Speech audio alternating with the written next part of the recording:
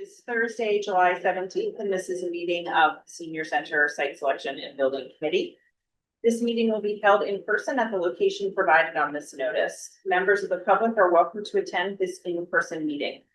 Please note that while an option for remote attendance and or participation via Zoom is being provided as a courtesy to the public, the meeting or hearing will not be suspended or terminated if technological problems interrupt the virtual broadcast unless otherwise required by law.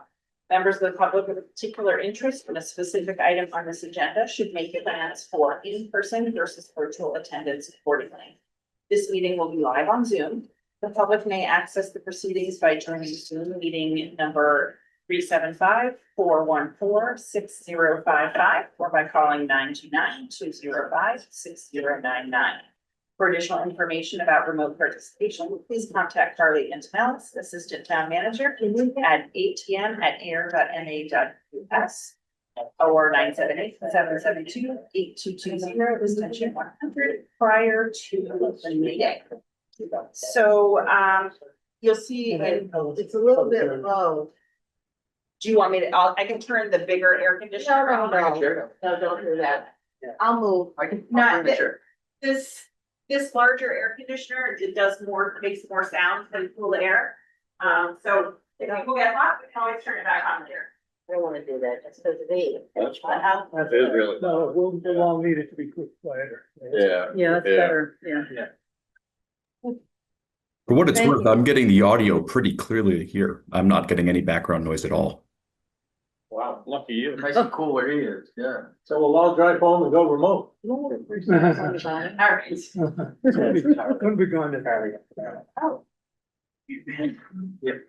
Working? Yeah. Okay, I call us to order at 4:05 PM. Can I get a motion to approve or amend the agenda? Motion to approve or amend the agenda. Okay. Any amendments? All right, so it's a motion to approve the agenda then. Everyone on the committee is here in person this time. So I can say all in favor. Alright. All right, chair says aye, wonderful. Okay, Mr. Clerk, do we have any minutes to approve? We do not. Okay. Dog days of summer has struck. Gotcha. All right, so we will table that until next time. Vertex, do we have any invoices for approval? We put this on the agenda in case there was anything that we weren't aware of. There will be no invoices as we pre-invoiced for the June work in order to hit the fiscal year, so there'll be no invoice. Wonderful. All right. I like it when we are ahead of schedule and there's no bills. All right, so that brings us to the total project budget update. Everyone received both the full cost estimate from Fogarty via email and in their packet for today, as well as the condensed version. Thank you. Yeah, right, doing that. Did you want to walk through this one? I'll speak to it, yeah, That'd be absolutely. great. So this is a condensed version of our overall total project budget. There's actually probably 70 line items that make up this cost, this total project budget. And one of those items is the AM Fogarty cost estimate that's also in your packet. So if you remember from our previous meeting, we tried to give some guardrails on where we thought the market was currently and what we would be seeing for square footage costs for this project. We gave a scenario of $750 a square foot and one for $850 a square foot. We received the estimate from AM Fogarty at the end of June. And it was slightly higher than our higher scenario. It was upwards around $900 per square foot. So we went through it in detail, Vertex and Catlin. We went through it pretty much line by line, and we made sure that if things were being double counted, or whether we could carve something out, or whether there was a misunderstanding on what was on the drawings and what was being estimated. We came up with a few things. We knocked down a lot of the what we call general conditions, which are design contingencies and escalation. We wanted to massage those numbers. And we also wanted to identify some things in the scope of work that could be considered alternates. And while that's not a decision we need to make right now, it will be something that we do during design, we wanted to break that out so that we could show the committee what potential alternates could be for this project. Long story short, we were able to get the base scope down to around $838 a square foot currently at this SD level of design, which came in around $11.5 million for construction. Can I ask a question? Yes. So why on, page 2 up on the top right, it Sure. says 689.47 per square foot? Was that the previous? Was that the previous amount? That, That's just the construction costs without these, without, without the group below, general conditions, so forth. oh, That's just the top part, All right. 94, all right, so that's without the, without these other positions added in. okay, all right. So the 10,994 is The building. just the building itself, That's correct. the concrete and everything that Yes. goes on top. That's what we would, at this point right now, that is our best estimate for when we go out to bid, what that bid would come in and receive at. And what his job is he tries to get the middle of the pack of a bid estimate. So it's a conservative estimate that we hope we get better numbers for, but that's his best guess to be middle of the pack at this time. Okay, gotta amend that a little bit, so. Actually, general conditions and the general overhead and profit will be in the base bid, That's correct. not just. But the way Fogarty gave it to us, he basically said, here's all the parts of the building. Then these next two items are typically what you'd expect in the industry. For general conditions and for the general contractors, overhead and profit and other items and a barn and so forth. So we all have to add those things in. So really, the building is the 838. Correct. And the number that we did reduce is called a design contingency. Yeah. And not to confuse that with any contingencies we build into our overall budget, the design contingency is to pick up things because the design has not progressed to a level of finite detail yet. So right now, if you look at the front page of the Fogarty estimate, there's over $500,000 in what he calls a design contingency. The hope is that as we get further along in design, that contingency goes down, but it's being made up of, let's say, detailed millwork that needs to go in on the second floor that maybe isn't captured in the design now, it'll be picked up by that design contingency. So that percentage goes down as we get further into design, but the hope is that the total number does not go up with it. Any initial questions? So what we did for this cover sheet and condensed version of the total project budget is we condensed it to not give you 5 pages of a budget, but to show you with that cost estimate on where we have, with potential breakouts of alternates, with the addition of soft costs that we have, which would be inclusive of fees for project manager, for your architect, for all FF&E that needs to be brought into here, all the utility work that Dan has been working on in order to do, permitting that's currently ongoing as well. All of these make up what we call the soft costs on here. In addition to that, we do have contingencies built in. For a project of this size, we carry, I believe we carry 5% for new build-up construction, which is pretty standard for this, which is obviously something we manage in great detail and don't want to spend unless we have to. And then we hold a small soft cost contingency in the event there's any other overruns in your furniture, or if we needed to go to Captain for some additional services on something throughout construction, we keep that in the kitty. That being said, right now, the green and the yellow columns that you're looking at are relatively similar, but we just wanted to show a quick exercise that I'll get to in a minute. But where we're at right now, if we include all of the alternates that we've broken out, our total project budget right now is just over 16.9 million. With the separation of the alternates and breaking them out of the base scope, we're about $16.44 million. We then tried to create a matrix below the line to show some of the additional funding sources that we know we've currently achieved, what are probable, and then what some of our goals may be in the future as we get into the design phase. The dark green is the budget that we're currently working under. That is the money that was approved in order to hire Catlin and Vertex to get to where we are right now, as well as some of the other ancillary things that have been purchased, such as the survey work, and some of the initial, surveying for the, endangered species. We then have the light green, and a lot of this was taken from the flyer that was distributed to taxpayers already, on what some of the scenarios may be in order to offset some of these costs.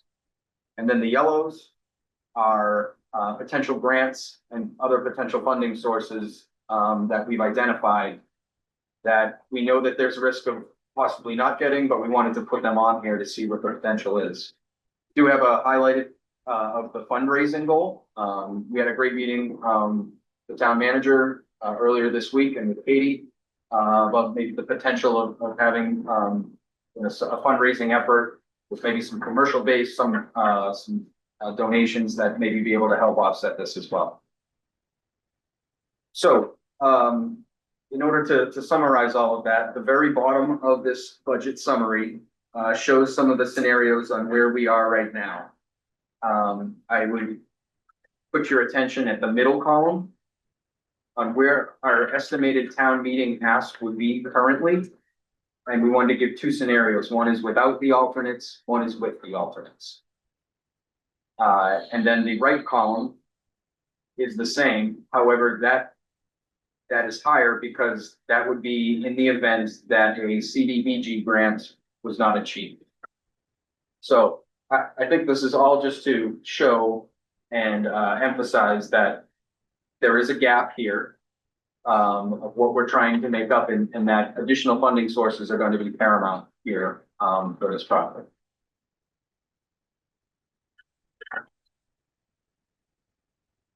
Thank you for that, Brian. Questions, comments, concerns? I just want to ask, so the total that you're showing in terms of estimated town meeting ask is currently including a $325,000 fundraising goal? That's correct. That's correct. And in the, this has been something I've been, in the schematic design, the line item for ITAV, where is that? How much is that? Yep, so that was originally inside the estimate, and we highlighted that and said we had actually already gotten some quotes from the town IT director about some of that. Yep. We considered that an FF&E cost. We took it out of the construction-based scope. So what they would own is what they call rings and strings, which would mean provisions in the wall for AV equipment. We go out and purchase that off of the state bid list, and that gets installed by an owner benefit. So it's not in the construction number, it is in the budget, however. So it's in the difference between the 11,900 and the 16,400 or the That's correct. 16,900. It's made up in that. In there. So in the difference, yeah, between the set of top numbers and the middle numbers. Yeah, it's gonna be important, Brian, to go back and cover the fact that the soft costs and those other It's in items, between which we these two separated, numbers. and show us that, that, we have it some places. I do, yeah, it's a matter of unhiding. And what Yeah, is that? Yeah. Whatever we had put in there. So part of the work that took a couple of weeks for the OPM and for the architect and the subgroup, the small working group, was to take Fogarty's numbers and double check what categories we seemed legit and what categories could be changed and what could be savings. So for instance, when it gets into the issue with the Fogarty budget for me at this point in time is there's has to be a lot of assumptions in the site development, particularly because we don't have a detailed drawing for the site. We have a concept drawing of the site. So he assumes, I think, like $350,000 for the retention system, some drainage system, I should say, something like that. We don't know if it's 350, we don't know if it's 150, we don't know if it's 400, because it doesn't show every pipe that has to go in the ground and every catch basin. So it has to make assumptions based on his experience. So I feel confident that enough time was spent on a breakdown of this budget to determine if there were any errors in it, where things could be corrected, and in an amazing sequence of events, it ends up with the same price we had. It's expensive. And I agree with you, Ken. We were fortunate as well. We're working on a senior center in Avon. Fogarty was the estimator on that. They're further along in design. So we're actually able to kind of gut check where they are in a further fully baked design to kind of check those divisions to make sure that the square footage costs are more in line with what you're saying, so. So that process took 2 to 3 weeks to go through the Fogarty numbers is what I'm getting at. And then everyone will take a close look at it. Meaning the OPM and the architect. And just to, just for the committee's edification too, the alternates in the process of that is that once we get further along in design and we identify alternates that we want broken out and priced separately. As you can see right now, we have the generator out as an alternate right now. And I'm just playing it out for a scenario. Let's say the generator we want as an alternate, but we still feel it's pretty important to the project. You need to prioritize your alternates for on bid day, you have to take them in sequence. So, for example, the generator, we know it's 200 grand, but we don't want that to make or break our project. We make it as alternate number 1. Bid day comes in, we see what the base bid price and what the alternate is, and you can take alternate 1 before you take alternate 2. So it's an exercise for us later on in design where we would prioritize and make sure what actually can be alternates. But this is our first pass at what those could be.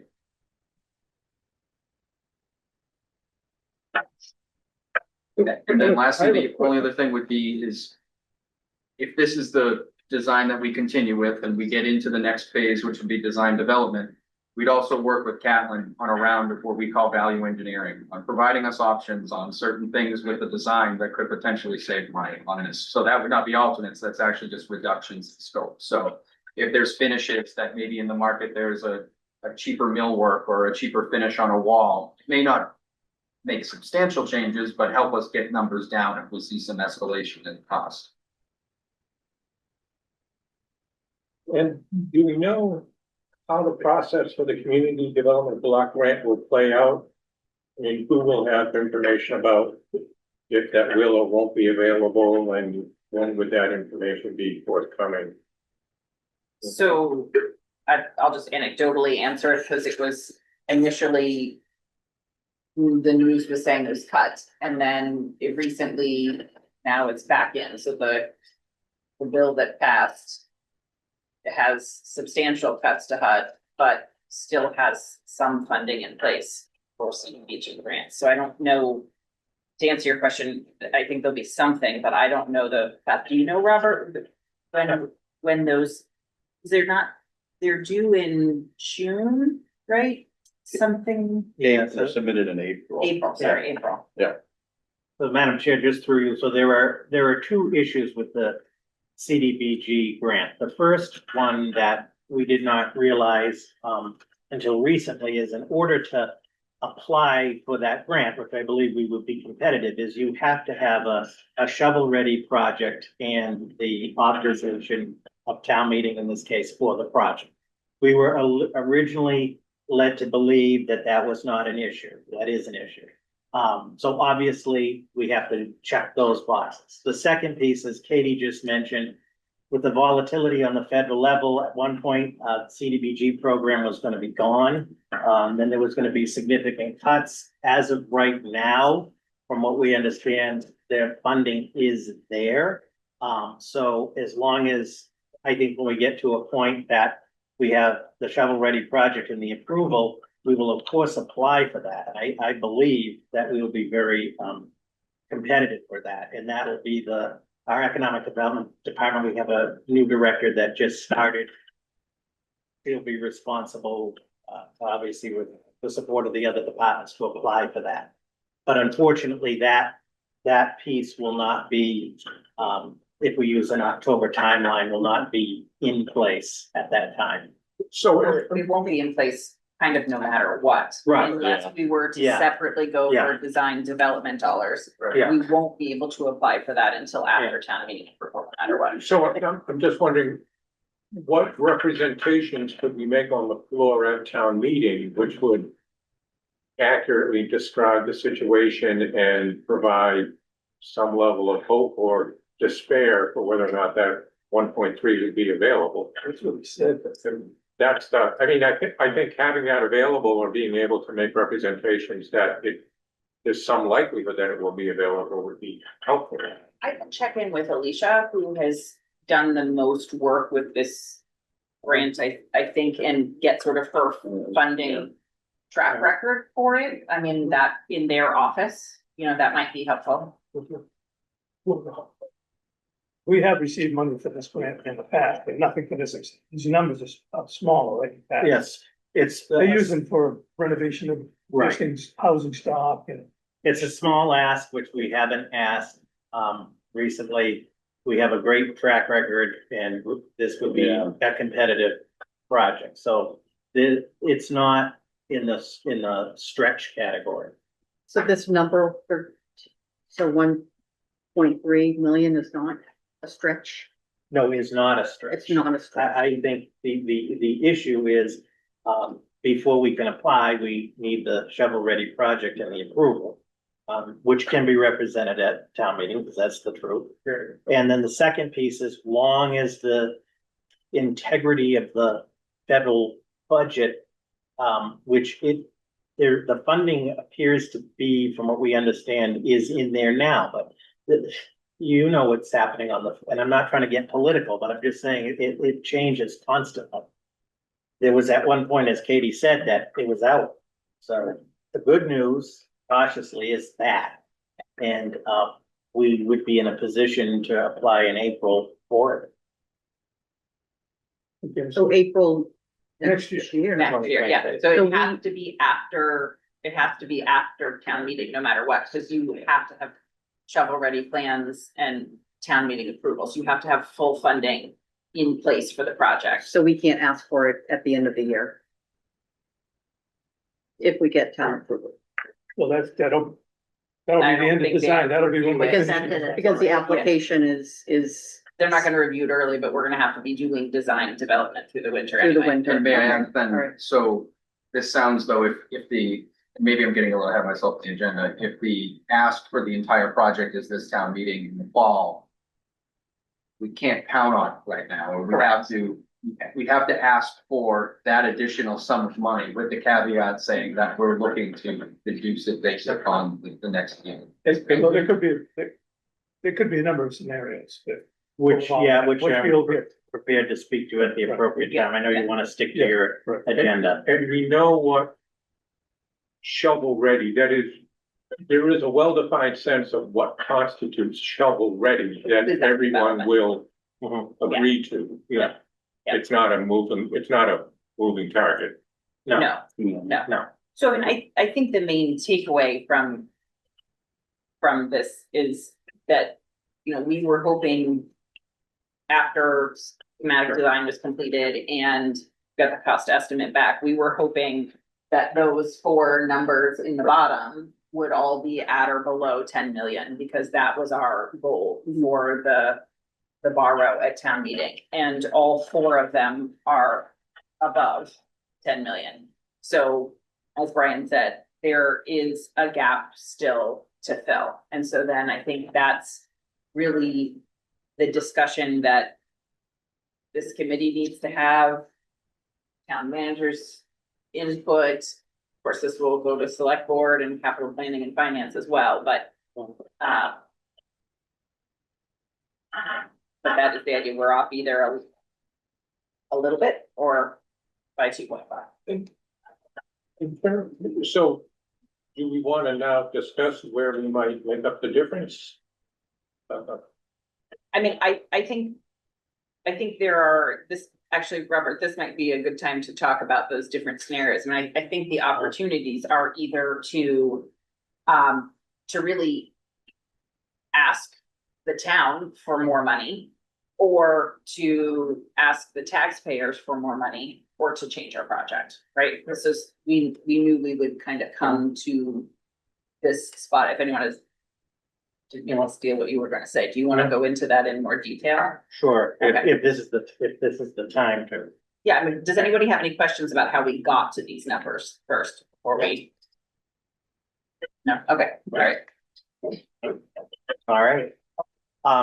So first of all, good evening, everyone, and thank you for all of your work and dedication on this. We're almost there, and as the old saying goes, anything worth doing is never easy, and we're in it to win it. So I do want to appreciate Brian and Matt and Katie and Ken and Dan, at my request, met earlier this week, because I wanted to get a handle on this whole issue and do some work on some scenarios. I'll tell you sort of, where I see where we're at. So let me start with the funding plan. So if you take, so we're gonna be using, this sheet. So as Brian mentioned, there's a number of 6.9 million, if you will, would be, the project with all of these alternates that he talked about. 16. Yeah. 16, 16.9. 16.9, yeah. So what I did is I took the 16.4 number, so that would be without any of those alternates, okay? Now, and this is just my take on it as a disclaimer. I think the committee needs to do its exercise, but I took the base number of 16.4. And then I looked at the adults, and from my perspective, a project of this magnitude needs to have the generator for a whole variety of reasons. So I put the generator back in. And then the multi-purpose room petition at 49,000, I put that back in because without that, and talking with the director, you lose a lot of the functionality and so forth. And it's better to do it, I think, on day one. And same with the activity room petition at 33,600. So I put those back in. I did not put the stone veneer water table that's at 89,000. I left that out, and because that's largely an aesthetic piece that I think can be addressed in other ways. And the pickleball court, I took out in there, and I know this whole CPC issue, but the pickleball court is definitely something that could be done in the future. So if you take the 16.4 million, add the generator back and the two partitions, that brings you to 16.7 million for the sake of discussion. Now, the next piece is the issue of is the cost impact to the taxpayers. Every single project, it comes down to the cost, and we need to have it pass town meeting, and we need it to pass the ballot, but we also need the project to be the best project with the needs of the project and also take into account the affordability factor. And affordability is a subjective term in this town and every town. At any given project, a third of the people don't want to spend a dime, and then the other 2/3 is where it's at. So the finance manager, Barbara, and I back before January did a lot of work, and the ideal goal would be for the debt exclusion to be at $10 million, no more than $10 million. Now, we didn't just pick that number out of the sky, and not to get way into the weeds, but the main driving factors were what will the approximate impact be on the residential tax rate for residents? What do we have for available borrowing capacity? And is this sustainable and moving forward? So at $10 million, it puts the tax impact range for year one. So keep in mind, it's a 30-year borrow. I think that's important to know. Also, when approved, if Barbara doesn't borrow all of this money on day one, we borrow it as we need it, and there's variables to that, not to get in the weeds. But the year one cost impact, we wanted to get below $200 on the average bill. So with this debt exclusion of, if we ask the taxpayers for 10 million, that puts the range about $148 to $214 in year one, and the average as we calculated. So the average residential tax bill in year one would be approximately $181, and then it will cascade down, which is good news. So that's where we came up with the 10,000 recommendation. The second thing, when talking 10 about million. 10 million, yeah, I wish it was 10,000. In the borrowing world, at the end of the day, it comes down to town meeting, and the ballot will authorize the town to borrow up to a certain amount of money. So what that means is, obviously, we don't borrow the money until we need it. And if we don't need to borrow it, we can't and don't borrow it. So the point is, when you're asking Dennis about the grant issue, though we, on that particular grant, though we can't guarantee that, if we receive that grant, that could reduce the borrowing. But of course, we want to go into town meeting with, we don't want to come up short. And Dan knows this happens sometimes, projects that are borrowed for at a certain amount, a grant or something comes along later. You're still with me? So I took the 16.7 million, and then I used the 10 million as the debt exclusion target amount. We'll come back to, is that etched 100% in granite? No, but that's the target. So if you apply that, that leaves 6.7 million, just rounding, 6.7 million is still needed. Now, the funding to date, so we have the $50,000 legislative earmark from Representative Senna. It is in the budget. We did confirm that. It is in the budget. The budget has passed both the House and the Senate, and the governor signed it. The last piece is we're trying to find out when it's going to be released. Normally, earmarks are released once they pass, but we're not in normal times. The governor is talking about some schedule of release. We've stressed we'd like it as soon as possible. So, but it has passed, so we can put that as a definitive. Then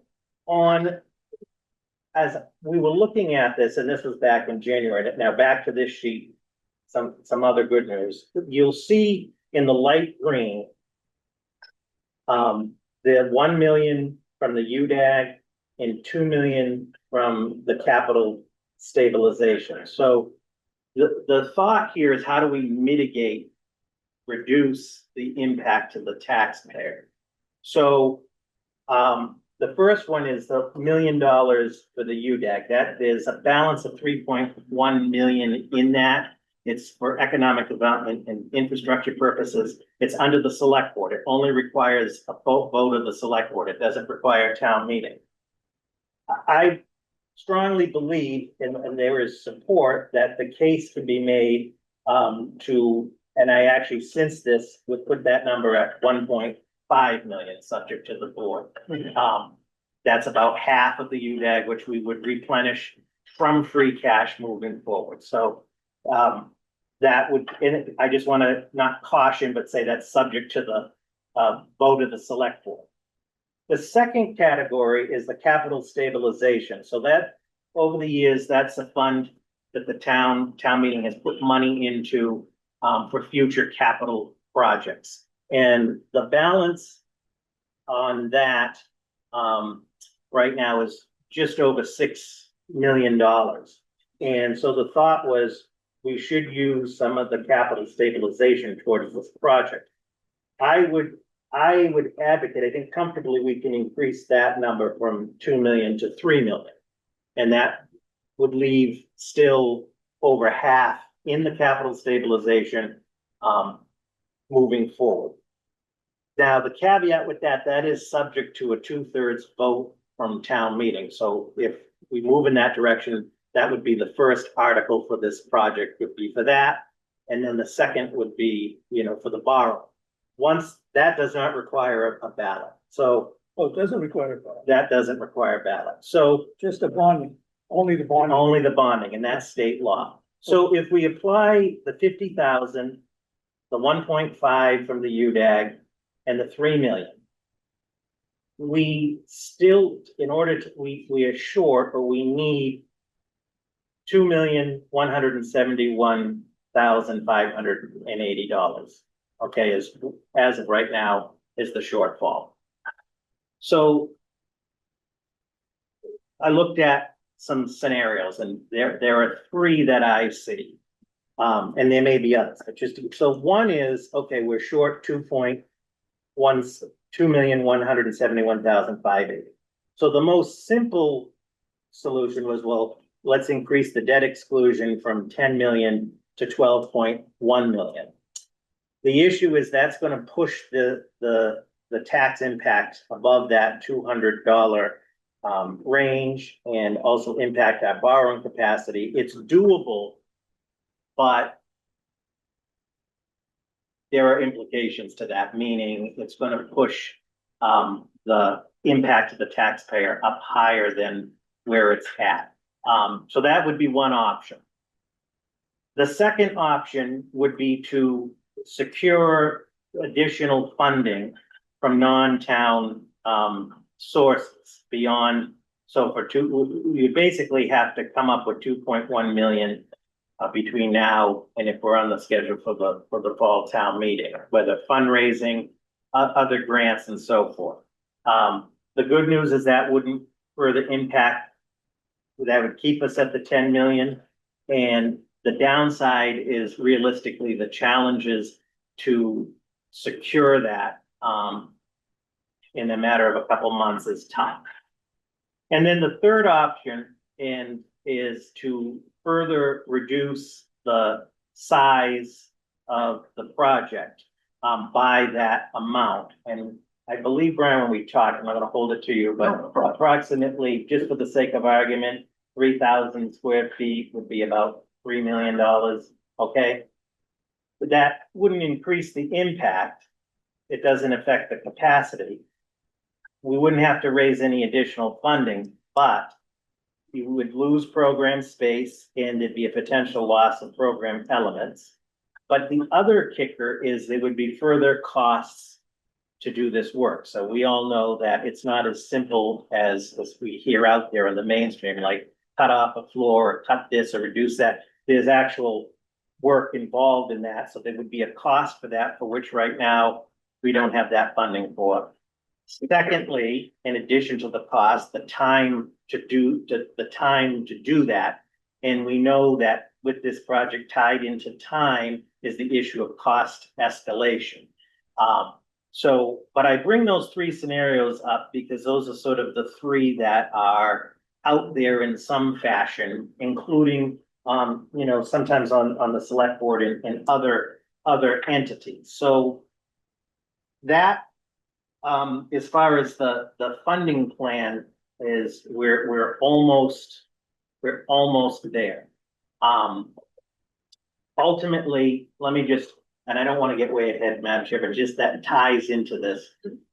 So the other thing is we have the clock ticking on two levels. We have the issue of the clock ticking in terms of escalation. The longer we wait, the costs go up, as we know. But also, if the goal is to make the October 27th town meeting, we're on a very tight timeline. And what I'm getting at is the town meeting is on October 27th. The warrant closes on October 3rd. The select board approves the warrant on October 7th. But the kicker is the election would be on November 4th, which is good. It's the normal Tuesday. It is election day. No, but under state law, the town clerk has to be notified in writing with the ballot question at least 35 days before the election. So the date to keep in mind is September 30th. And now that there's also the other piece about a special, which I don't want to get way off the bandwagon, but trying to shape the realities of where we are on July 17th. So we got a couple of things. Yeah. So the initial impact of the 180 of 200, whatever it is, as you mentioned, the bond is not taken down all at the same time. Right. So how does the initial impact the highest in year one? I would think it'd be like year 3 or 4. Yeah, so Because you're not gonna take 10 million down until year 3 or Right. 4 when you pay for the project. So I've asked Barbara, who's the finance manager, who was on vacation this week. On Monday, we're meeting to do to do some further work with these new numbers to put together the scale we talked, so we all have all of that information. Do you think the initial see, put the whole 10 mil at the beginning and that's how she got the 180? Or 200? Yeah, my guess is, and I don't want to speak for her, but my guess is it was just a scenario like that. Yeah, okay. Yeah, so there's definitely, we have to nail down that. Well, it's gonna piece. slide. Yeah, Madam Chair, if I may, and the current numbers that we have from Barbara were based on a bond, which was based on interest rates at the time that she made those calculations. Right.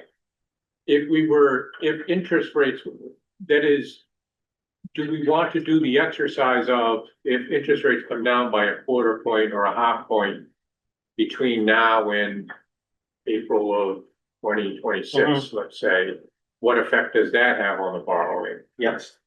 Because it would appear macroeconomically that it's unlikely interest rates will be rising, and there is some probability that interest rates will fall, which will result in the effect on the taxpayer to be somewhat lower than perhaps we have initially thought. I don't think that's an exercise you wanna waste any time on.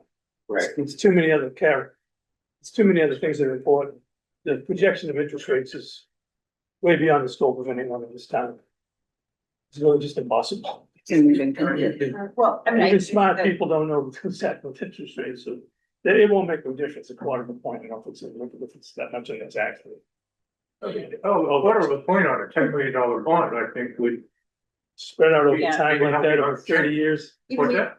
over 30 years. Well, maybe when Barbara's looking at it, she can run a couple of different scenarios just to get some. Yeah, sort she of- plans- What's the range? How does no it matter help what? us? Yeah. How does it help us? Someone gonna ask that question, is the budget going down because of a quarter point change or getting approved because of a quarter point change? No, but I think The big if we stuff can, is- if there, and I'm not suggesting that we commit to, well, interest rates will be this much lower, so we won't. That's not the statement. The statement is, I mean, if interest rates fall by a quarter or a half a point before we have to borrow, what is the effect on the average taxpayer for a half point less on, I don't know, $9 million? Yeah, and she also works with our bond counsel to run all this through, so,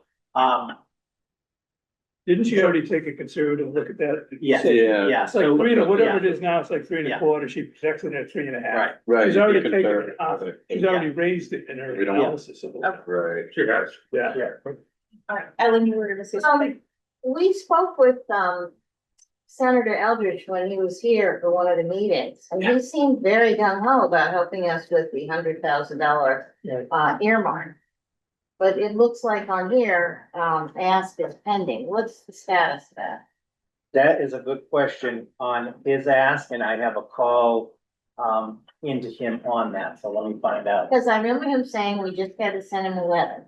Yeah, And we also spoke with, the other one, who's Senna, who Yeah. has done it and it's Yeah. all approved. and everything. Yeah. So I'm a little confused, but, yeah, and mean, it Senate, was- and Senate asked for more, and this is what it Yeah. ended up at, he did ask for 150. but he also said that, Yeah.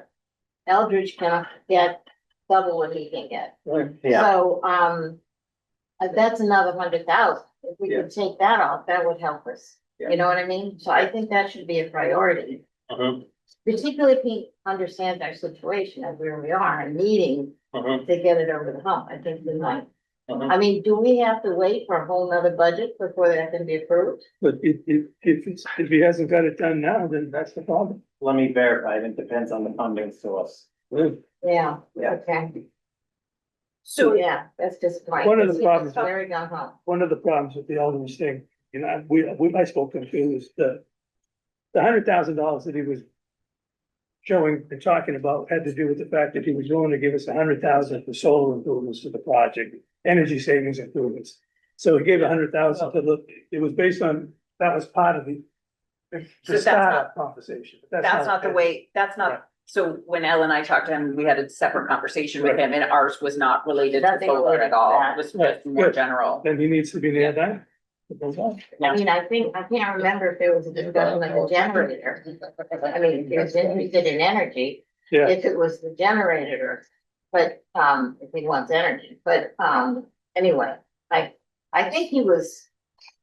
I think he can be counted on to come through. I just think we need to get the ask, because I just wanna have it down that he's committed to that.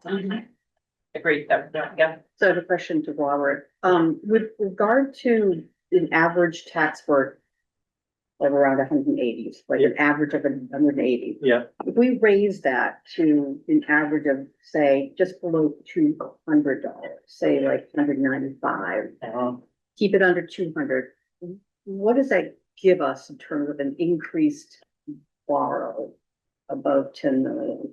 So excellent question, and that's on the list for Monday. I wish I Okay. had that answer, but Barbara, that's one of the things. And here's why I'm asking that, Yeah. is that it's a psychological thing, right? Yes. You don't want to go Yeah. above 200, but if you keep it below, slightly below 200, in my opinion, 195, 198 is really no difference Mhm. than 180. It's Right. right. Mhm. It's just, once you get above 200, Mhm. it's a psychological. Mhm. It is, no, honest to God, it is. It is. I look at it completely, But it's like, what do you get? I got some stuff, if anyone else wants to go first. Let's let everyone else go first. I'm not gonna, to me, the difference between 195 and 210. You know, if you're not hitting my budget by $2,000 a year, $200 a year. If you didn't plan for that kind of an increase, then you did a horrible job of budgeting your money and planning. I plan for, my budget's gonna go up 15-20% a year. And if it doesn't, I'm happy. So if we came in at 210, 215 for a tax increase, I wouldn't cry at that. So. I'm sorry. I was just saying, just to keep in mind, in this scenario with the 2.1 million shortfall, if we get the CDBG grant and Right, if we get the 500,000 for the housing choice, Changes everything. that is a very small shortfall then, but we won't know either one of those before we make the ask. So it is a very real possibility that we won't have to borrow that full amount, but I do think we need to figure out what the plan is. So, Because saying we're gonna gamble on getting those does require us to ask for 12 million and the tax implications of 12 million. The housing choice grant, that should be sooner. It's in the fall. I don't know when you hear about it, you're saying? Yeah, because we heard about the 300,000 way back, we already worked with housing choice grant. This was the second phase of the house, of the same grant. So Yeah. we started in Housing choice. September, and I feel like we heard about that fairly quickly Yeah. after we started in September, so it may or may not be before town meeting, but Yeah, I It's don't know. close. We could look into, Right, but that's a When to state, expect that's run by that. the states on that. right, What's that? state level, Yeah, what do you- one stop. One stop, so Yeah. you'll get an indication in before time meeting. so I'm thinking, on the positive side, the number that we have provided to the public for the total all-in project cost was 16.6. That was the number that Katie spoke to on a number of different occasions at numerous public forums. We are pretty much right near 16.6 for the whole project. So part of this is going to be communicating that we have kept faith with the community because we have stuck to 16.6. The question now is, out of which pockets are we getting that money in an effort to kind of make the borrowing and the town finances, help them stay stable. So thus far, I think that we have been honest with the taxpayers and honest with the town in terms of how much this project might cost. And, that number was 16.6. And I agree with you, but I also want to be sensitive to the fact that the response to that has been, ooh, that's high. So, Response to so who? the From who? response. Yeah. But always, there will be a selected set of People at people who meetings. will oppose it, people who will be in favor of it. What I'm saying is, we have heard from some people Okay, that let's number go. is high. So though we have kept it consistent, I don't think that can be the only talking point. It's because we do know that for some members of the public, that number is high for to them. Right. Um, And I just have a question for Robert.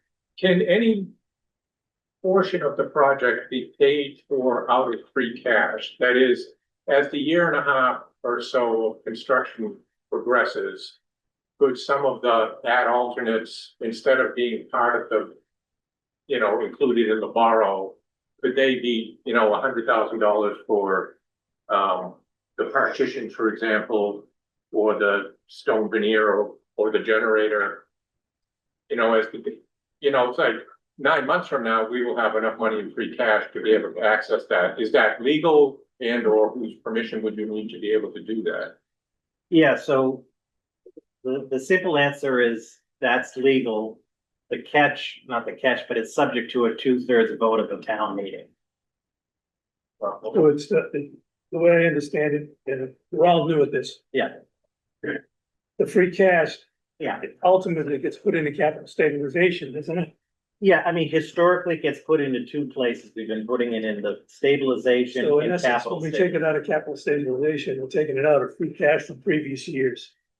No, I understand. I was just, in an effort to kind of access that money more conveniently for the purposes of paying for the project without having to go to capital stabilization again. I think it's a great question because Yeah. despite the fact that everyone would like to have the numbers perfect, and I feel pretty good about the numbers, like Dennis does, that if something comes up in a subsequent year, then you may have to go back to a town meeting, say some kind of overage happened. Didn't this happen in Littleton to the tune of millions, so they have to go back to keep raising the money to get more money in the future? Let's say in year 2, you find out we have something that came up on the site, it's an unforeseen circumstance. Then you may have to go back to a town meeting and ask them for another $500,000 or something.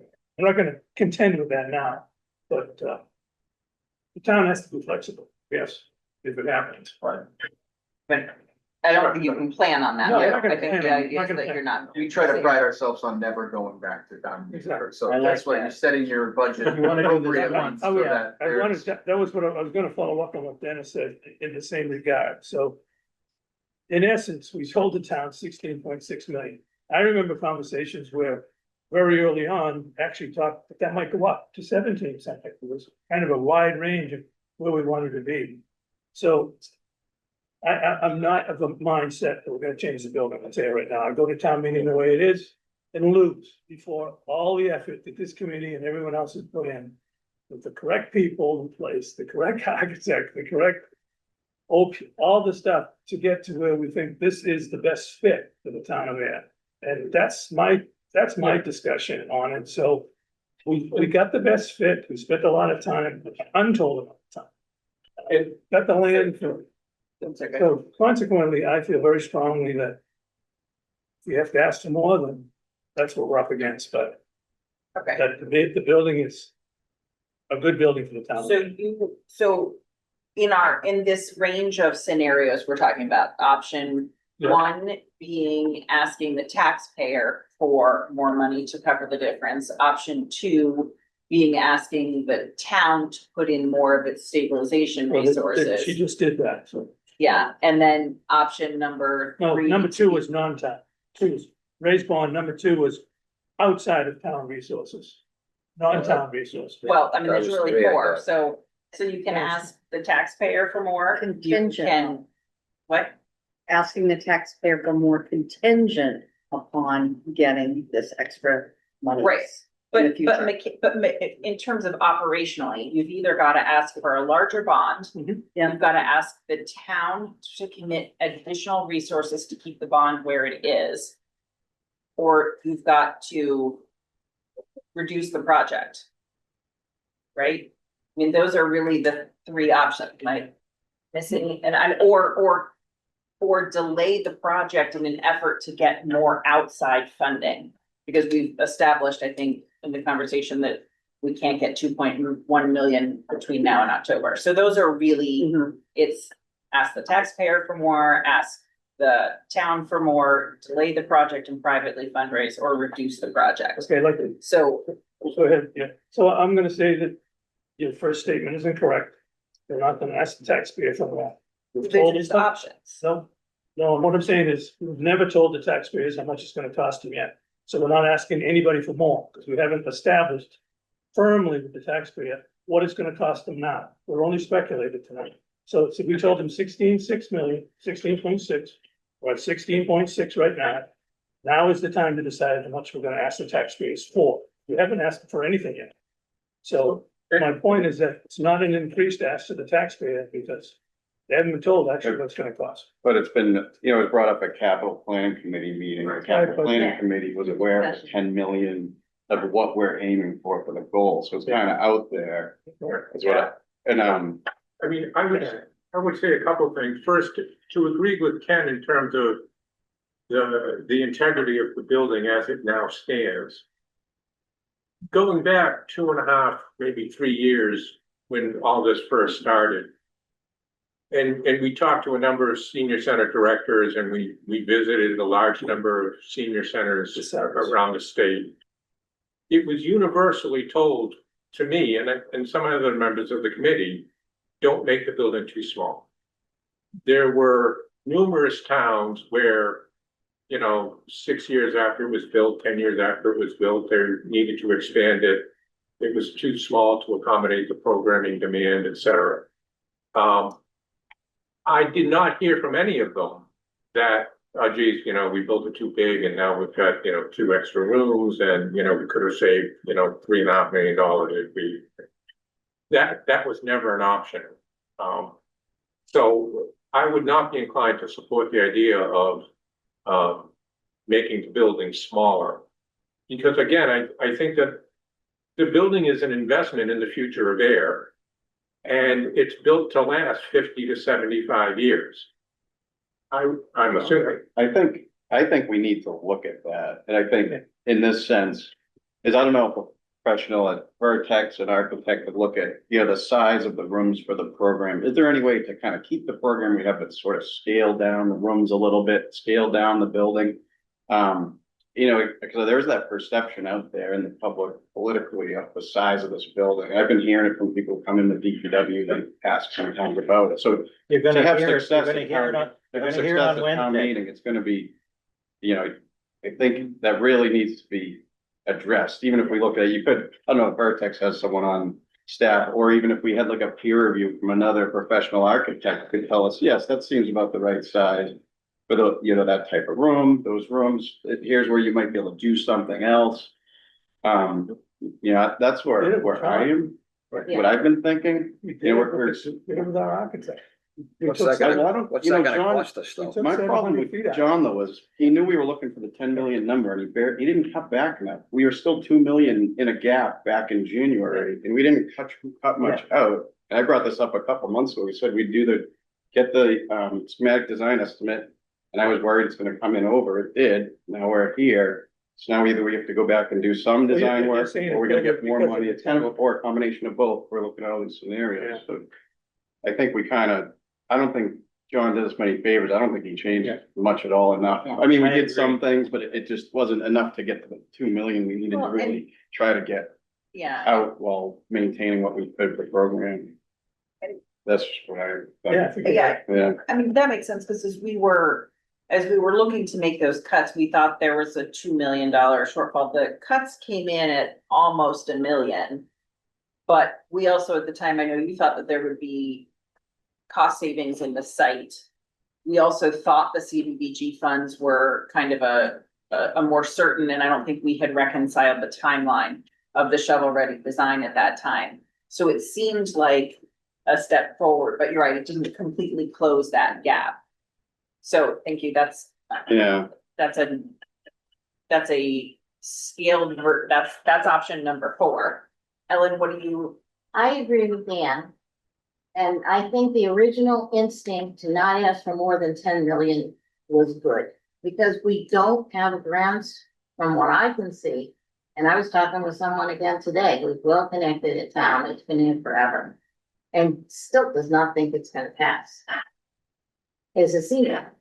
I think we have to try to keep it as low. I think the idea that they give us more money, the 300 or whatever is fabulous. But I think we have to do our share. We can't just rely on the town to say, okay, we'll give you more money, we'll give you more money. We have to look at this design which I agree. He cut some corners and he did, you know, a little bit of tweaking.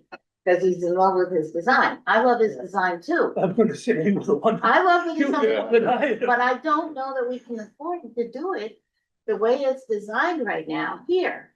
Okay. And I'd rather have it a little bit smaller. I'm not talking about 3,000.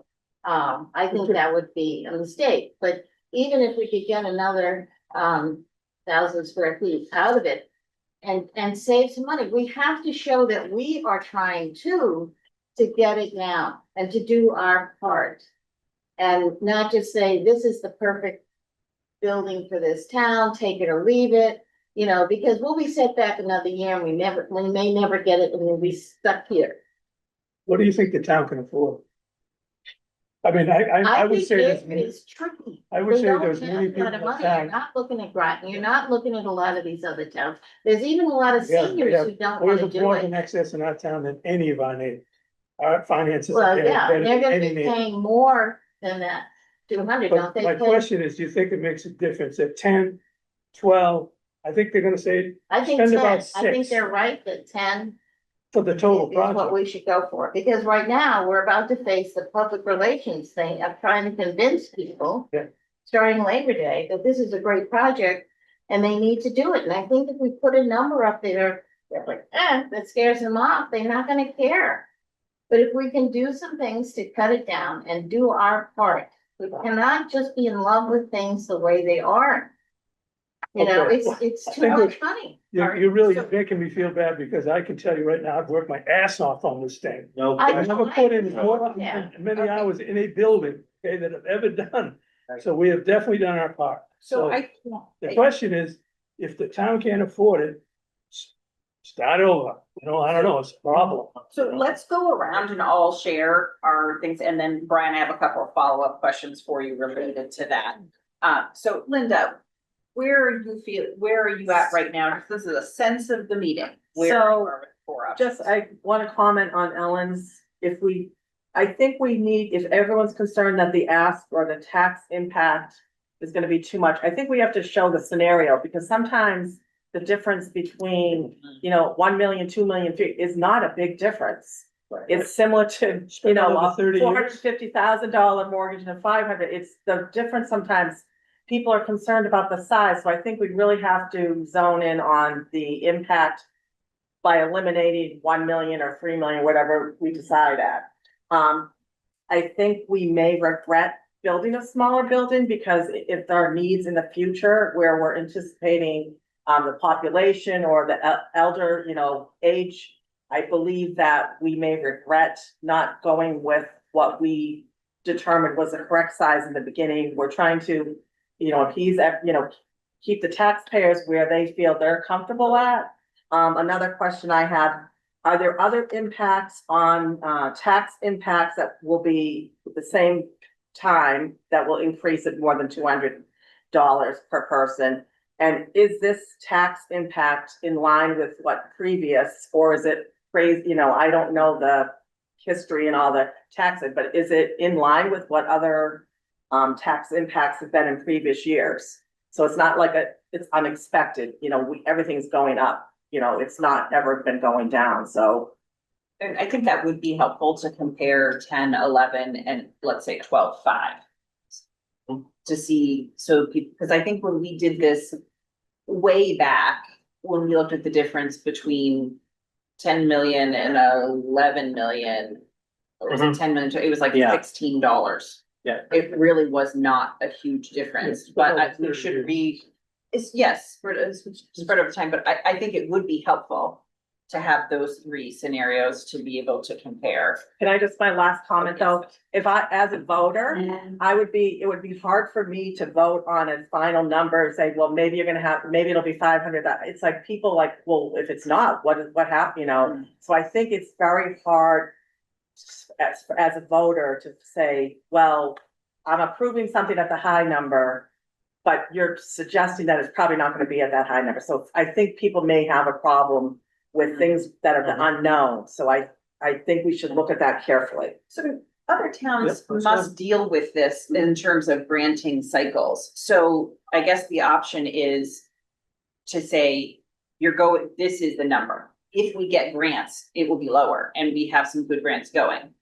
You could go more general with it. I mean, Robert, do you know what other towns do as far as that or Brian, It's like? exactly that. That's Yeah. fine. Yeah, it's a point where you do not want to be put in a scenario where you're asking for money that may come up short at that point in time. And so for things such as, and I'll use a smaller example for like energy incentives or mass save grants. You don't count on that when you're going to ask for the money up front. You need to go in for it as a worst case scenario. Mhm. But you do spell that out, that working diligently as a team to achieve these. And maybe you put a goal on that on what ultimately you could come down to. So yes, that's our experience. And Katie, just real quick, and I'm taking all my homework assignments, to Linda's point, about how this compares to other projects. Barbara and I will run that, taking into account inflation and so forth. I will say, with the exception of the school projects, that we're in that, factoring everything, we're in that sort of sweet spot, but let's get that specific so we can show people that based on other municipal projects, this is not, this is in that zone. I see what you're saying. And are we aware, I know obviously the warrant isn't even open yet. Yeah. But do we know if there are any other large requests coming to this meeting? As of now? The fall. Yes. Cool. The good news is this will probably be the only, financial related. Okay. Everything else is either, zoning or a land, non-financial issues. Which is good. Yeah. Yeah. All right, Bonnie, where? Yeah, and I mean, to follow, Linda's, I'm always concerned about the percentage of residents that show up at town meeting, right? It's a very low percentage.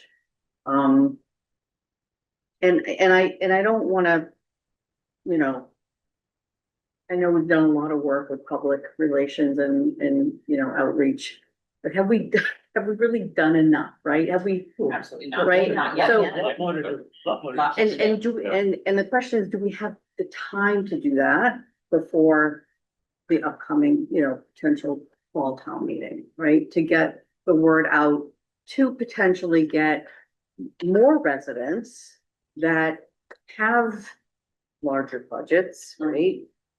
To come to town meeting, because if you look at a population of people between the ages of like, say, 45 to 60, it's just a couple of years where this population will become, senior citizen. I mean, I'm gonna be there in September. I have to sign up for Medicare and I don't want to do it. I'm fighting. I do not want to do it. But I know I have to do it, and I know in years to come, I will be taking advantage of what the senior center has to offer. So I think it's promotion of that, right, to these residents. And just getting a larger percentage of those residents to town meeting to vote. So are you saying that which of those four options does that slide into though? It's like option one. Option one, so ask for the larger ask, but do the homework and outreach it will take. Yeah. To get it to Yeah. be successful, Yeah. okay. And Katie, just real quick to Bonnie's point. Mhm. They say that town meeting is the most democratic form of government, depends on how you look at it, and you're correct, it's all about who shows up at town meeting. Right. And I think the legislature knew this when it came to debt exclusions, hence why they added the second step of the ballot. Tough one. So, not as a cautionary tale, but the town meeting is great because there'll be a huge debate, you have the captive audience, you do the presentation, the people who show up. The concern, then in my experience, is on November 4th at the ballot. For example, in Dunstable, where I live, the town meeting in Dunstable has never passed a debt exclusion. They've passed it at town meeting.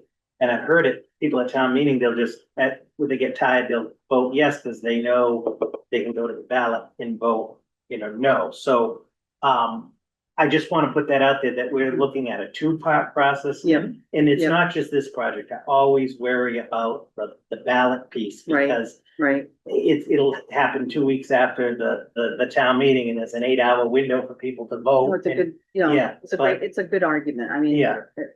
Think the example of the town theaters. It Yeah. Took years for the theaters to Right. get through. And that was a $5 million project to build high school fields. Uh-huh.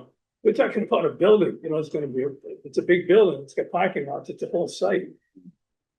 I wanna make sure we Yeah. get all the way around, so. Yeah. Dave, your previous comment was more option number one, ask the taxpayers for more, okay. Is that still, okay, and you were kind of in that same camp or? Yes, I think that, and kind of to Dan's point, I have also heard, and to some extent Ellen's, I have also heard some version of we don't need all that. With the bridge, we don't need all that. I don't believe that. I think the town deserves it. I think that the seniors who live in this town deserve it.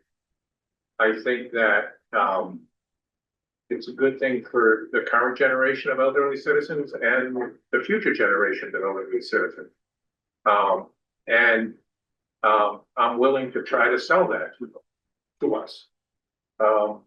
In terms of how to pay for it, I think that, to Robert, to the extent that we can look at capital stabilization and free cash flow to kind of bring the borrow down as much as possible. I think that we would want to try to do that. I think that the 10 million target, I would hope that it was my sense from the capital planning committee, and I think the finance committee, that was kind of the target, but it wasn't that is 10 million is the target. If it needs to be 10.5, that's not a deal breaker kind of thing. That's a fair point, not to, but just to be clear, these are what we'll call proposed scenarios. None of this is like etched in granite, as I said earlier, or, per law. So it's more for the powers that be to ultimately decide. Yeah, so that's kind of where I'm at with it. And I think to Robert's point, I guess, we should have a rally in the week after town meeting, in the week before the election, where we mobilize the voters to get out and vote. A large piece of what we would do for the public has to occur between those two meetings. Sure. And, you would have a whole lot of time to do a lot, but one big event might galvanize attendance. Alright, so I'm gonna kind of split my vote between option one and option four. And what I'd like to do is ask Brian and John, who's not on tonight, Matt, where we are right now, how much wiggle room is there to tweak the design at this phase without incurring significant additional cost? Yeah. So, from the time that I think right before we brought Vertex on, we had talked about the price in that fall, I think it was November meeting with the select board, and we did make some changes. There's several hundred square feet that came out, the price came down. 700 square.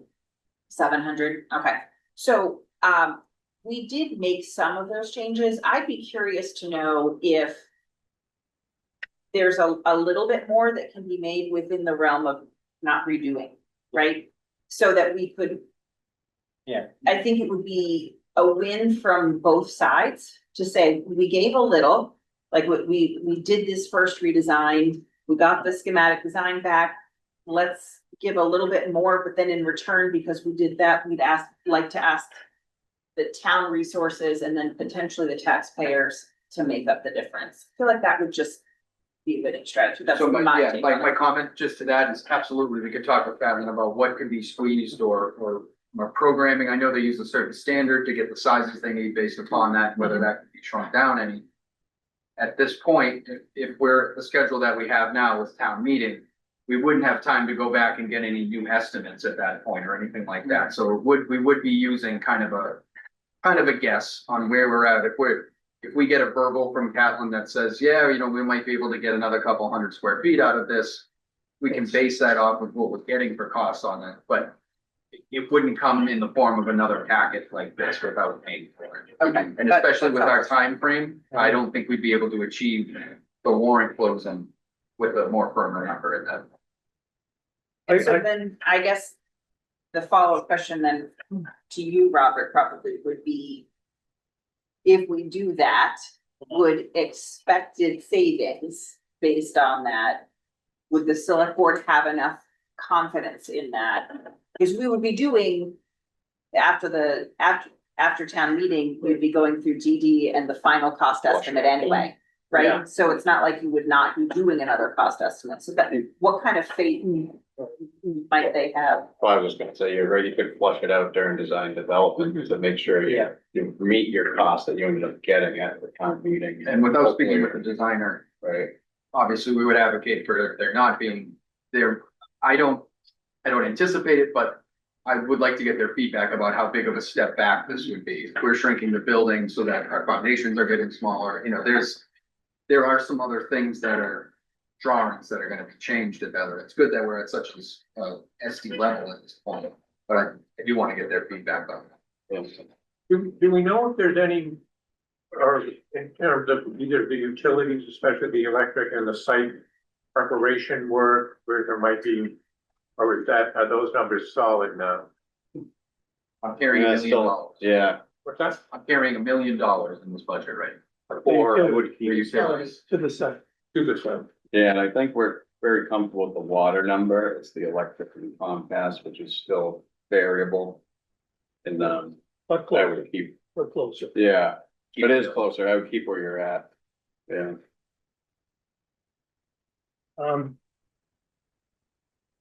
Can I comment a couple more times? Yeah, sorry. The things that we did with Catlin at this point in time were, basically, I have the plan right here. We took a look at the building, we had a lot of angles and took out some of the angles and we squared off. And we basically created two rectangular boxes. That was the idea, to get rid of the jogs. So we have two rectangular boxes, one over here and one in the back. The front rectangular box has a second floor. The back rectangular box has the kitchen, commercial kitchen, pantry, and the multipurpose room. If we were to look, and I think we looked at each of the activity rooms along the way, including all of us, and determined that the activity rooms we brought in from the size about 1 foot or 2, meaning the front rectangular box. We got to a discussion on the multipurpose room as the big room. And that's where I think you could make a change if you had to make a decision. But I think we went through this before and said, no, we didn't want to change the size of the home. So if you look at if you just look at the layout like this, we don't. Did John Cannon notify you he wasn't gonna be here? No, he did not. He called me on the phone. I should have said it. It's when I came in. He could be stuck something. So anyway, my thought is if we agree, we have to look at the size of the building. These are the things that won't change. The elevator shaft and all the storage areas, all the staircases, the restroom size. In all probability, we'll have to make a smaller kitchen, make decisions. That's a good change because the kitchen's loaded with expensive equipment, so potentially we could reduce some cost there. I would concentrate on this second rectangle is what I'm getting at, because the multi-purpose room. Just bring that whole wall in, bring the whole wall. That was 10 one of the feet. reasons we went with 2 rectangles, was we could potentially look at this. But that's the room. That's the most important room in the Yes, building. and John specifically, the architect specifically said that the multi-purpose room is the single most important. That's the room. one, that's the It's the draw, one that you cannot afford to make too small, right? because that kind of, you can't add on again to the multi-purpose room.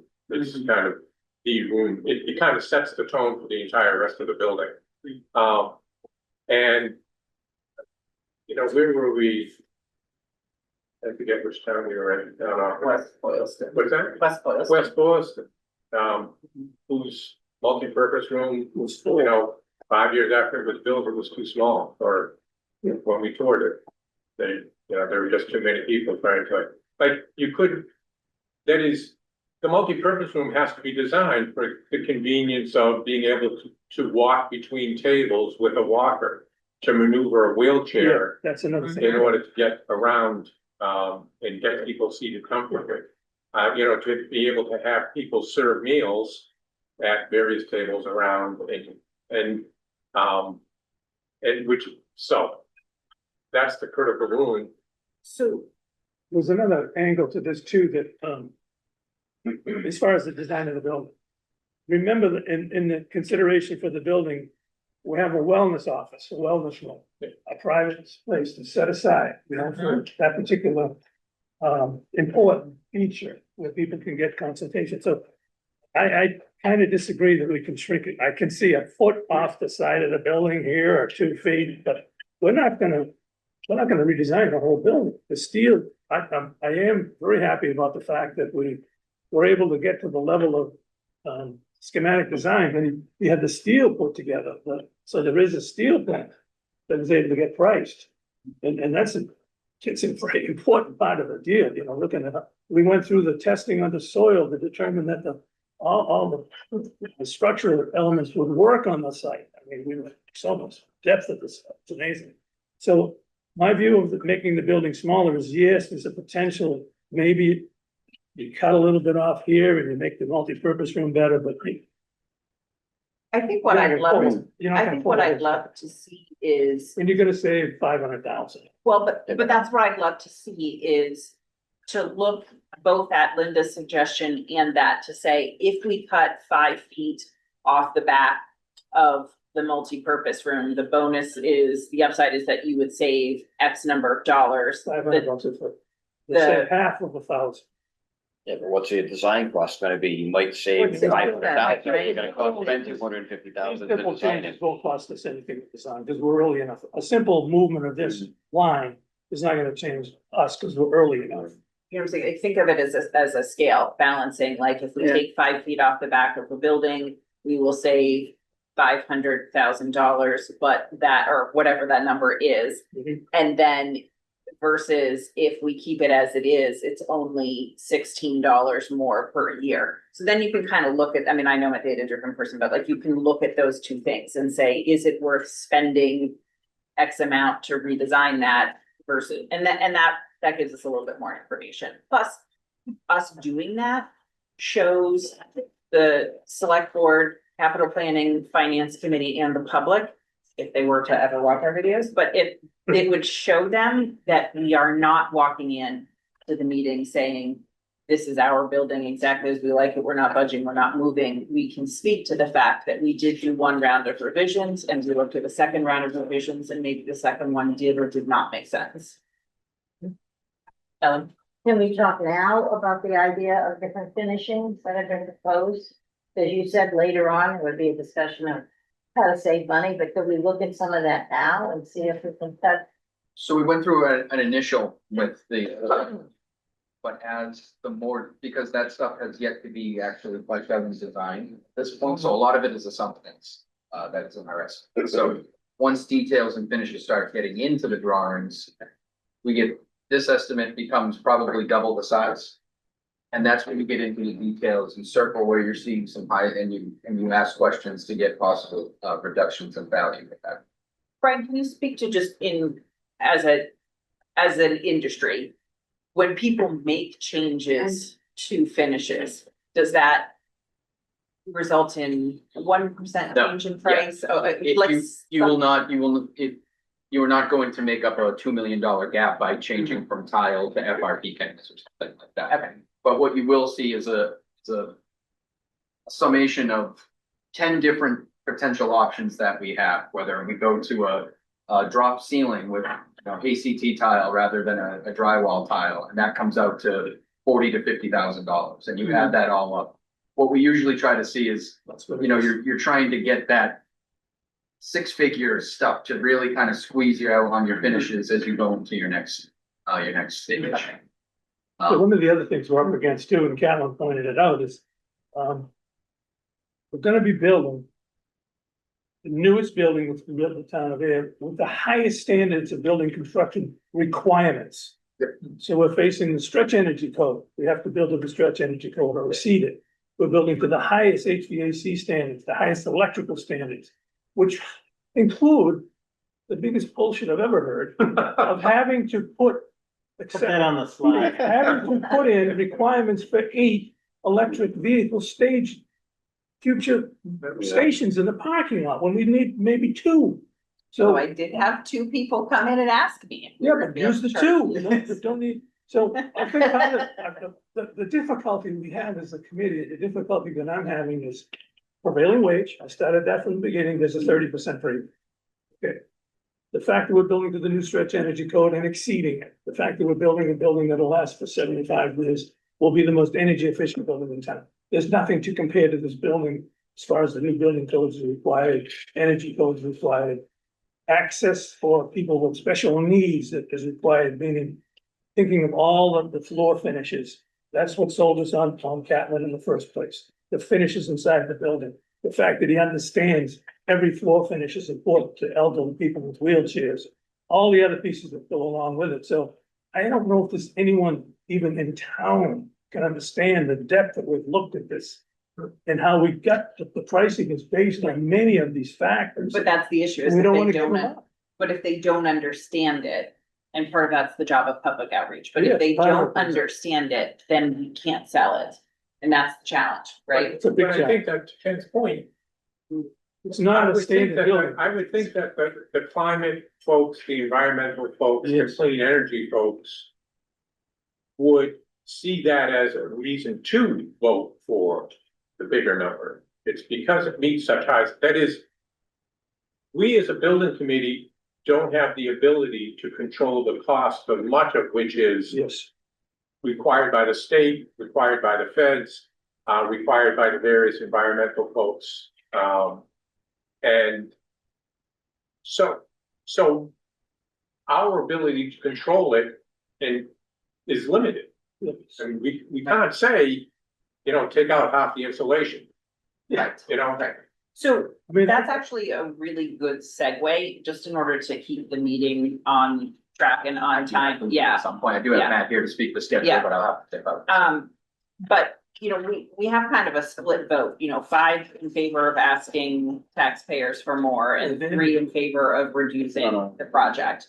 Did he Wait, wait? I was left the initial. Yeah, I thought you were the initial in the first Oh, one. You wanted to look, you Okay. wanted to look at Well, we're gonna look at all. scaling down the size of the rooms, doing peer review for the room sizes. Potentially, Yeah. yeah, This is. just So- rough ideas. So I think that is a nice segue into public outreach, because again, this is coming up to being able to tell the select board at their meeting next Wednesday when we do the update, that we're giving them the update, but we also want to give them our next steps. So Dennis, you're pointing out the importance of reaching out to those in the community that are environmentally focused.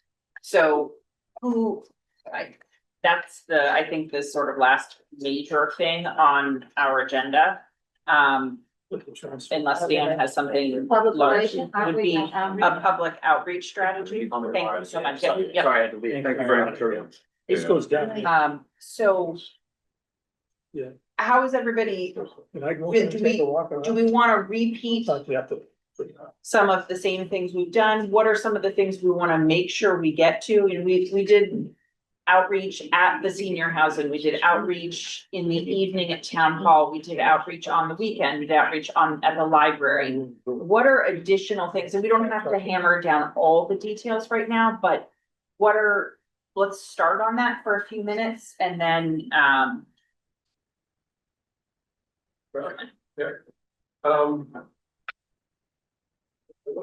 mean, I think.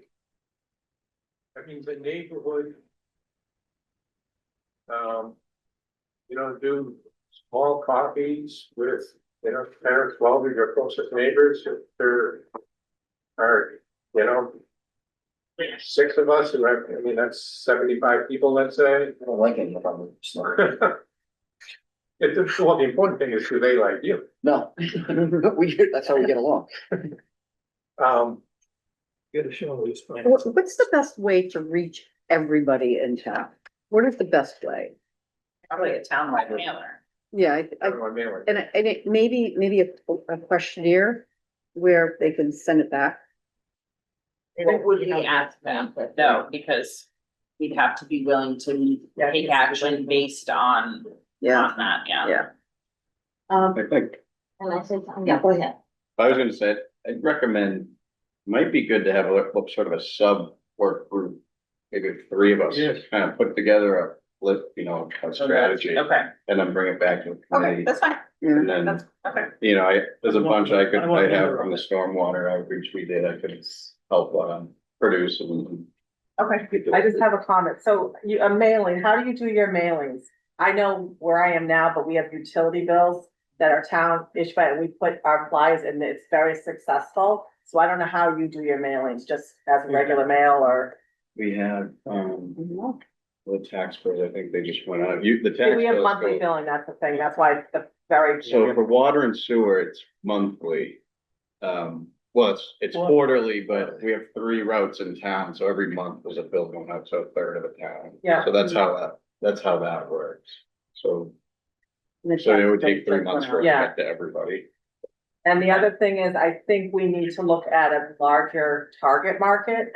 I think 45 to 55-year-old in age is I feel like the people that have been, responding or showing up for our public are the seniors, and I think we have to Yeah, we choose need a new everybody. target. Yeah. Cause then, you know, those are the people that really will benefit for this Yeah. in the future. And they're the ones that are working, they've got jobs, and they came to town because they wanna be here. They just bought a house, they love it. Yeah, They wanna see the development of the town to continue. A lot of people have been around town a long time, but thinking of the past.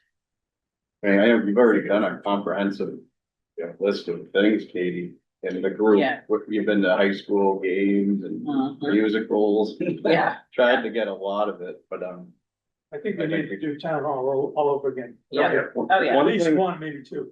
One thing I would encourage is a video, of the existing, facility in action with, what the challenges you have.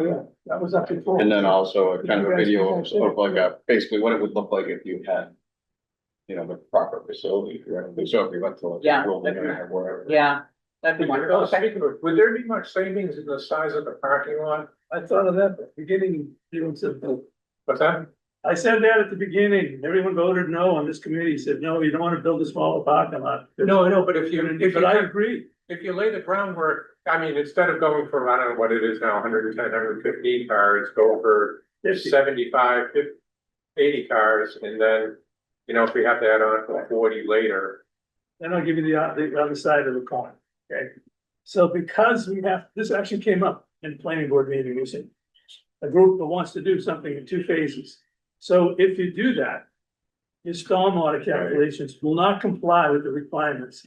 You really want the whole site done, so you can contain the stormwater according to our rules and regulations correctly and treat it properly.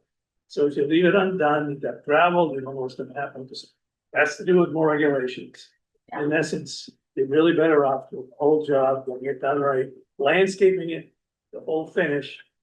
Then everything will work according to the design, so. We're wrong. So, Ellen, and then I just wanna collect who needs to be on who wants to be on that. I've been talking to, Matt, who was the head of the fundraising committee in Wilbraham, built a new senior center using John's design. It's very similar. So he sent me all of them materials that they sent out, to people and made available in the town. And they sent home, similar to our 4-pager, it was larger. I took it apart so I could, copy it. They also had, this, fancier one, similar to ours, with a lot of pictures that they sent home. And then they also had the gift opportunity, because he sent me a lot of their, materials for fundraising.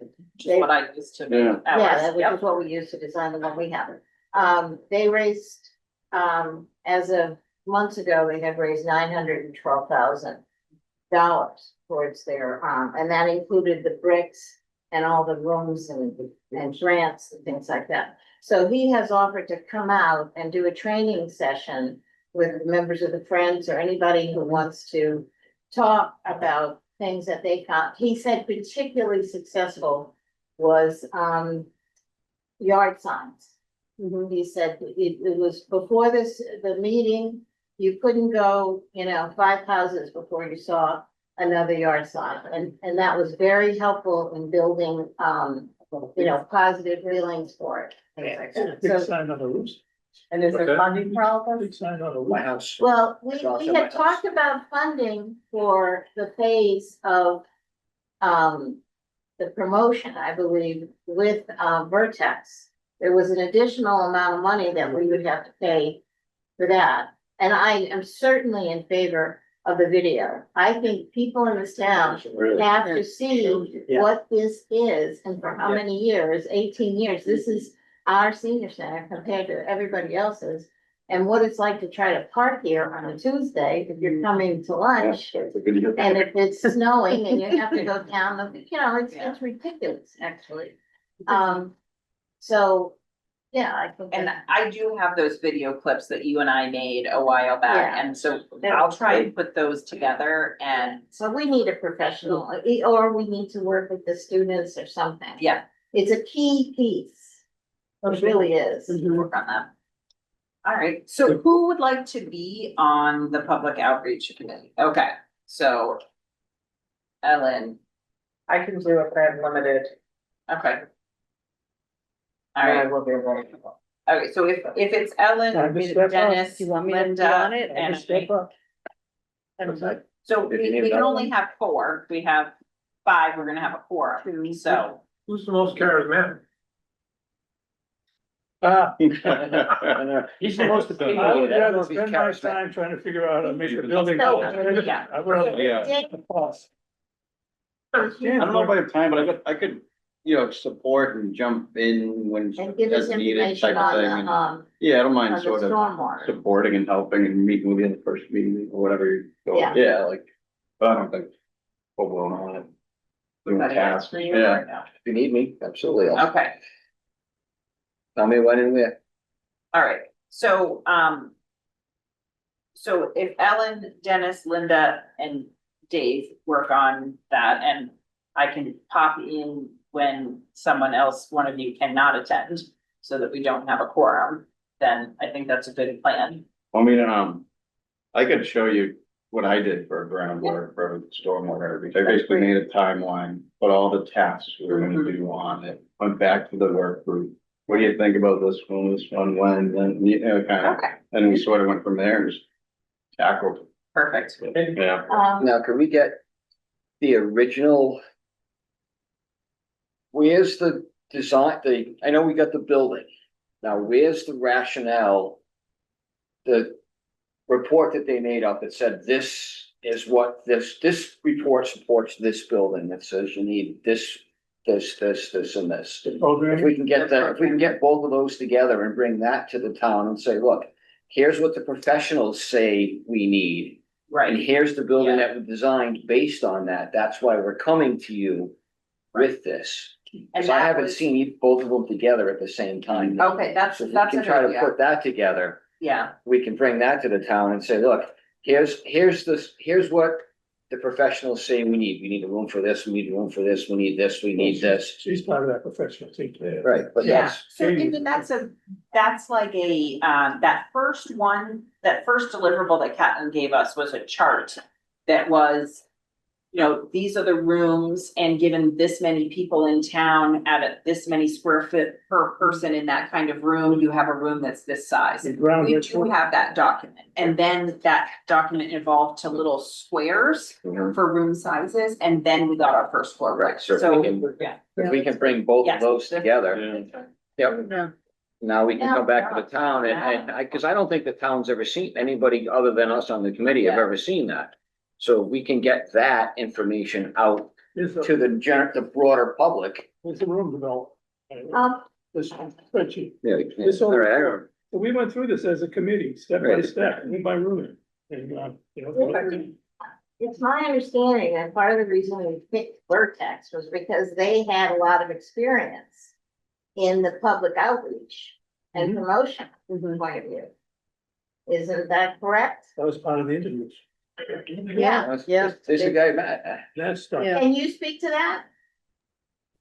Sure. I mean, we want to work with you to identify the strategy that you want to use to best reach folks in the community, before in advance of the town meeting, and on the dates and the timeline that Robert's outlined for us. Certainly, we can and are prepared to assist with whatever you feel is going to be the most impactful. I think there's a lot of good suggestions so far tonight in advance, or in addition to, all of the things that have already been done in this regard. But don't you have staff at Vertex who actually do this kind of thing? I mean, I can talk with Brian about who else and how else we can get them involved. Like, do you have like a marketing?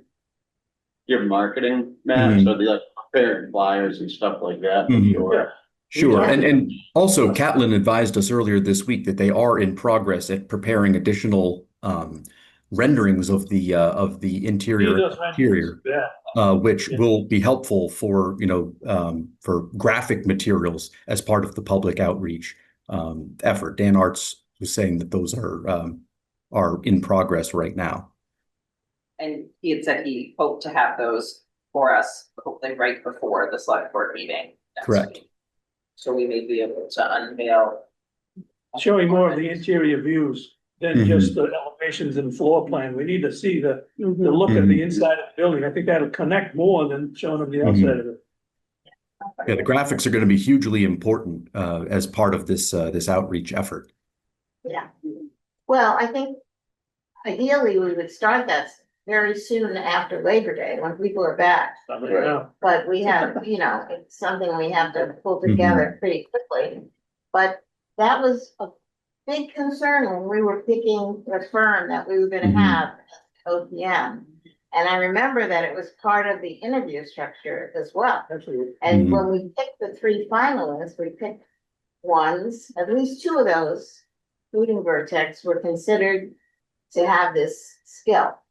So I would expect that we would be getting input from them, not just us telling them what we want to do, them telling us from their experience, what has been more successful in promoting, a positive vote at a town meeting.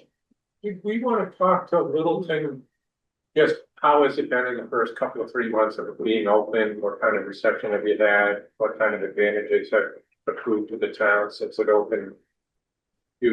Or is that? I think that's certainly something to know, in what context would we use that information for our promotions? As long as there's a tie into that.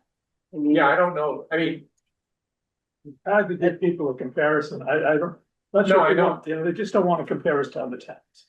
A lot of people in town. We should be comparing ourselves. I to think just the knowledge of usage, right? Usage, Same and, impact. I don't know. right? Yeah, I don't In terms of an increased amount over a period of time. Katie, Dan, did you?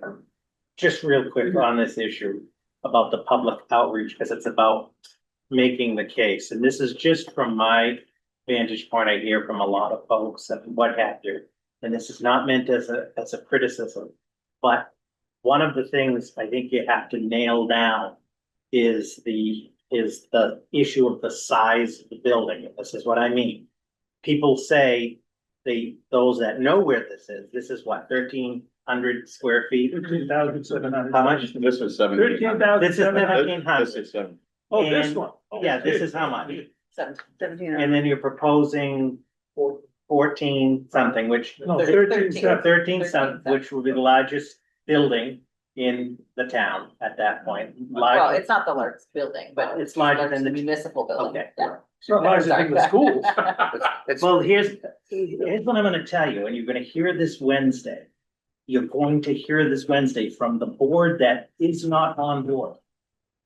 you have not effectively made the case justifying the size. It's not resonating. People are saying, why is there a second floor? They're saying if you get rid of the second, I know why. I've read it. I've talked to Catlin. Why is there a second floor? If you just get rid of that and the elevator, you'll save all this money. We know that isn't the case. It's not resonating. People are saying, well, why isn't it 10,000 square feet? You have to make the case that on the issue as to why the size, it's driven by the program, because what some people say is, well, look what they have now. You have 1,300 or whatever this is, 1,300 square feet. So 8,000, 10,000 square feet would be an improvement. I'm not advocating that. I'm on your side, but I'm telling you right now, people are saying it's too big, and some of them are saying that because they know size drives the cost. So. In the second floor issue, in that the program is designed. Here's the thing, you guys have done a fabulous job, and we're all living in the weeds. You've lived this for years. I've been with you. You have to be ready at town meeting. There's going to be people there that this is the first time they're hearing it, no matter what you do. So the issue of the size, members of the select board have said that to some of you at the meetings, is that about the size. And I'm just cautioning, but in the story, we have to nail that down. It's not resonating. Has anyone on the select board told this committee how big the building should be since we started the work and were appointed by the select board? No. But let me add this, they're telling you it's too big. Why didn't they tell us at the beginning when we're given the goal of working on this project? It's limited to 10,000 square feet. Well, they told us to make it at what you think you need. Exactly. So, okay, fine. So Well, we now said, let's- this is what we think we need. Right. Well, now we Their gotta justify feedback it. is, we think it's too big. That is, You have to have a right. back and forth. That is The select We board, should have had this back and forth 6 months ago. the select board appointed each member of this committee and approved the funding for an architect in an effort to provide to the select board expert advice about what kind of building the town would need for the purposes of creating a new senior center. Right. These people who the select board have chosen, appointed, paid for some of them, are coming back to the select board and saying, this is what we think you need, or we think the town needs in terms of doing this. I mean, I think there's that. The other thing is, I think that we can, to specific questions about why does the building need to be this size, I am sure that John and Katie and Ken and I will be able to provide specific responses to those questions. To the more general issue of, we don't need all that, I don't know how, So I think part of that I don't is, know how you answer that. part of that is. And I agree with you, because one is a question of understanding how you got someplace, and the other one is a question of what you value, right? So they are two very different issues, right? So I think that's why I was sort of lobbying for the hybrid approach of how to move forward, because taking 700 square feet off of a 14,000 square foot building at the time is what, 5%? And that's 5%. If you are taking a little bit more off, you are showing an eagerness to meet in the middle. You're showing a reasonableness, and then we layer on top of that, again, reiterating what we know in the industry about, you can't have long hallways. People can't make it that far. Your second floor, as Matt has said, your second floor is your most cost-effective, most cost-efficient square footage in your building. Will be cheaper to put it on top than it will be to put it on the side. You have to couple both of those together, because I agree, just the facts isn't resonating. So we need to figure out how to add the value. So I'm gonna argue against what you just said. So given your space currently here, if it was 4 times larger, if this was 4 times larger, would it accommodate nicely the number of seniors that you have currently? And plus maybe 10% more. Let's just So would say you- 4 times bigger, like If it this was space, 4 times bigger, 4 times bigger. would it would accommodate more people? I guess I'm not sure I'm understanding would what the it- question But, is. but it's limited now. It's very limited now, It's- yeah. Because So would even it- if I can program, I can really only program in 1 room at a time Right. here, even though I have 2 rooms. Right. Because I don't have parking for 2 rooms. So let's say it was Space. 4 times larger, this Uh-huh. space, would it accommodate everything you needed to do? No. Okay. I mean, yeah. So the I space think, that we're proposing is 8 times Right, larger Right. than this space, Right. right? but not So, quite, I'm but just- yeah. Well, not quite 8, Yeah. but let's just say for argument's sake, if this were Six. 4 times larger, what you Mm-hmm. have currently, it probably would accommodate nicely your current seniors, and Yeah. you would provide, you'd be able to provide, you know, more exercise classes and maybe another room for games. What I'm arguing is what we're proposing to build is twice that, Right. right? Yeah. That 2 times doubling will accommodate a futuristic number of Right. seniors So then, in what's the this point? town. and that's. And I it's think not, that's the- it's not too big. Right, if, I would agree with that, That's my argument. No, but. and I do agree Just that. real quick though, and I don't disagree, Bonnie, but Right. the issue is, it's not resonating. I right, know, it's In- but, in- but, So we but have to the make, way we have to, our job is to make resonate, it no, resonate. Robert, the That's way our you Our have to job is to make it resonate resonate. One is thing at a that time. there are people that have a mindset, they're not gonna think outside the box. You have to help them think outside the box. You have to put up a really good debate and argument to help them see what is available and what is needed for the future. I don't disagree, and I think the video, I think people are very visual. But what I'm getting at is people are saying, look what you have now, the ones that know. 10,000 square feet in their mind is an improvement, a big improvement. The building for the future, by the way, it's not resonating because you can argue that about every building. The town hall should have been built bigger, a fire station, a police station, maybe some of your houses. It's just not resonating because people, I mean, Pauline Conley said it should be dead before it's paid off, but it's not. That's my concern. It's just not resonating. I share your frustration, but I hear constantly and from some of the decision makers. Here's another argument. Yeah. And I know this is We're on the way same off, page, this is yeah, way yeah. off scale. Yeah. The town of Ayer. Yeah. All the communities in Massachusetts has Uh-huh. had the biggest growth spurt, right? In the last 10-15 years. Mhm. What have we done as a town to accommodate that? We did build a school. Well, yes, the school. So I think because, I just had an idea that I. Sorry, This that's is my gonna, argument. this is gonna be so radical, okay, it's so different that it is out of the box. I think you might be making a mistake comparing this to what we're doing. I think that could be a big mistake. It take away the argument that this is sufficient, or it could be 4 times bigger, and say, you know what, we're not gonna compare it to what we have now. We're thinking about the senior center that is designed to accommodate the town, because we need to grow these features and whatnot. I don't want to compare it to what we have now. I don't even know what the senior center is. If I didn't get on this committee, I don't even know if I would have found them. Okay, I don't think people give a shit, really don't care about this location or anything that's got to do with the parking problem. But what you need to think about is, what do we really need in the town? What's the best fit for our town?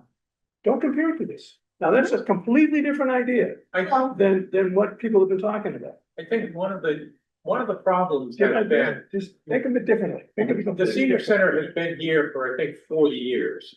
In the basement of the housing authority building, when the Yeah. senior I'm center. not sure when it, here, was it when this was built I in the think 80s? 83 they came here. Yeah. I have to, don't quote me on that, but it's early 81, So 83. in Yeah. over those 40 years, Oh, no question. the town never took any intermediate steps. Yes. That is, if there, in a rational world, or in a world where Mhm. capital was being allocated to meet the needs of the citizens, over those 40 years, money would have moved towards the senior center to build it out larger or to make a larger programming area or to buy more space or whatever. None of that happened. So we are now making the leap from what happened 40 years ago to what is now current. And that gap is something, I mean, it's a huge gap. If an intermediate step had been taken, and we looked at whether or not we could make intermediate steps now, there were none available. That is, Yeah, it's right. I think that's. So They I tried to actually think put a that's. condition on, they tried to do a bunch of things. with different- Right, and I think if someone was interested, if we went to a longer brochure, like what Wilbraham did, you could talk a little bit of that chronology. To kind of get that across, but when you were talking about that, it was making me think about. This idea of deferred maintenance, which is an issue that municipalities deal with all the time, and kind of making a parallel to. The need to invest in your buildings and your resources as you go, because in this case, like, we haven't done any maintenance to this department in 40 years. And so as a result, we can't expect a small incremental thing. We do have to make a larger investment in it. Well, That's all I good. think if you're gonna compare it, I don't think we should be comparing this to, oh, if we doubled it. I think you should be comparing it to what the other senior centers are Exactly. at this point. I mean, this is a ridiculous, embarrassing, Yeah.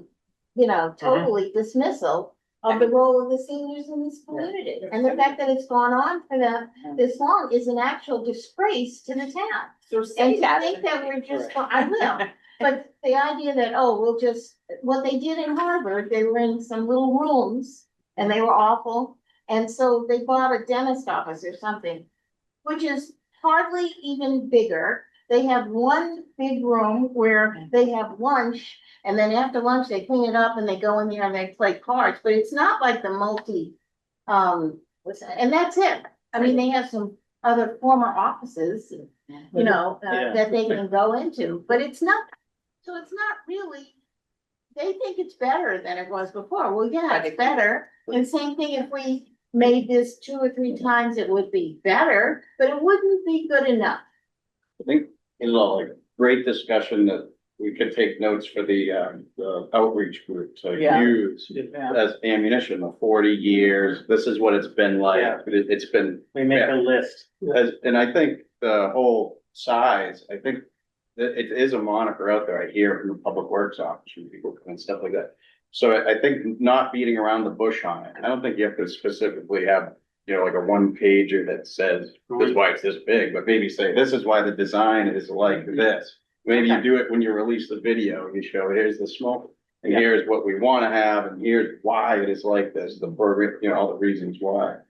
But I think, all this is great discussion for the outreach.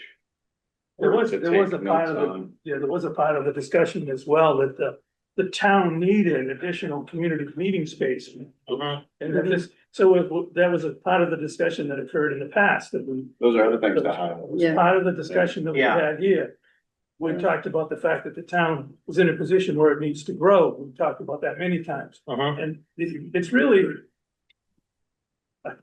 I keep saying this, but it's kind of a leap of faith that the citizens of the town and the commercial property in the town who are gonna support this.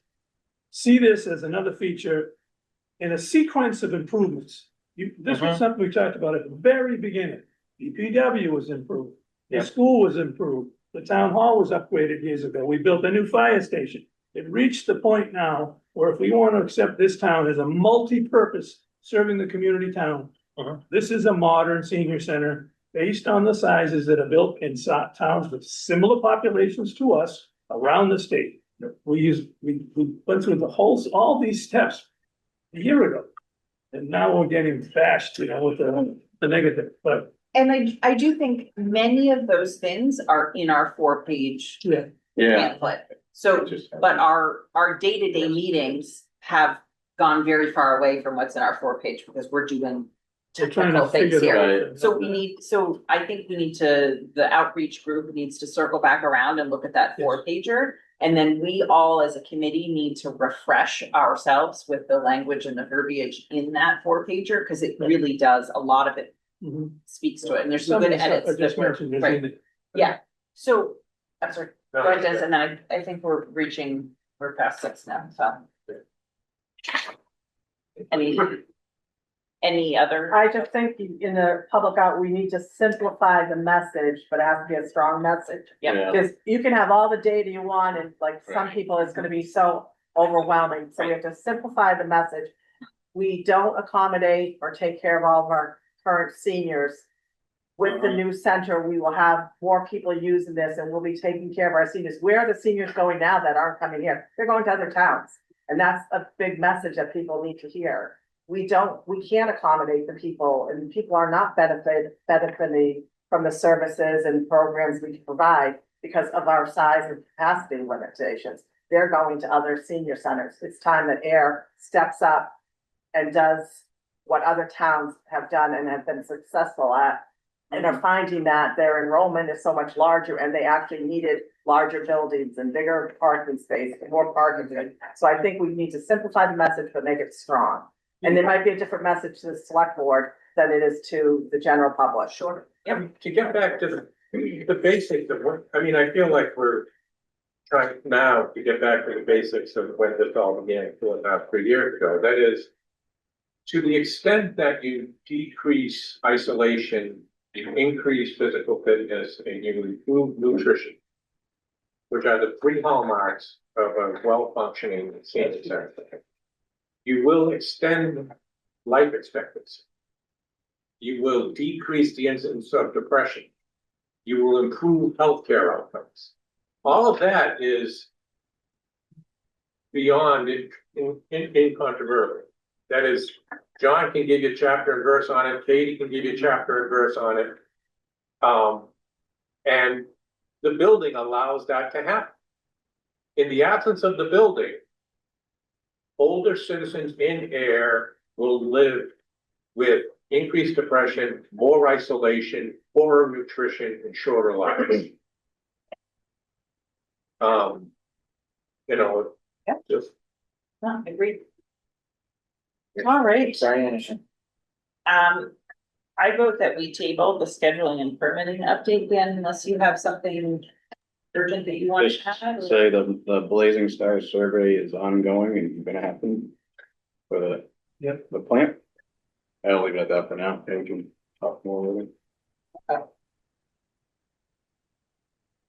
Any other?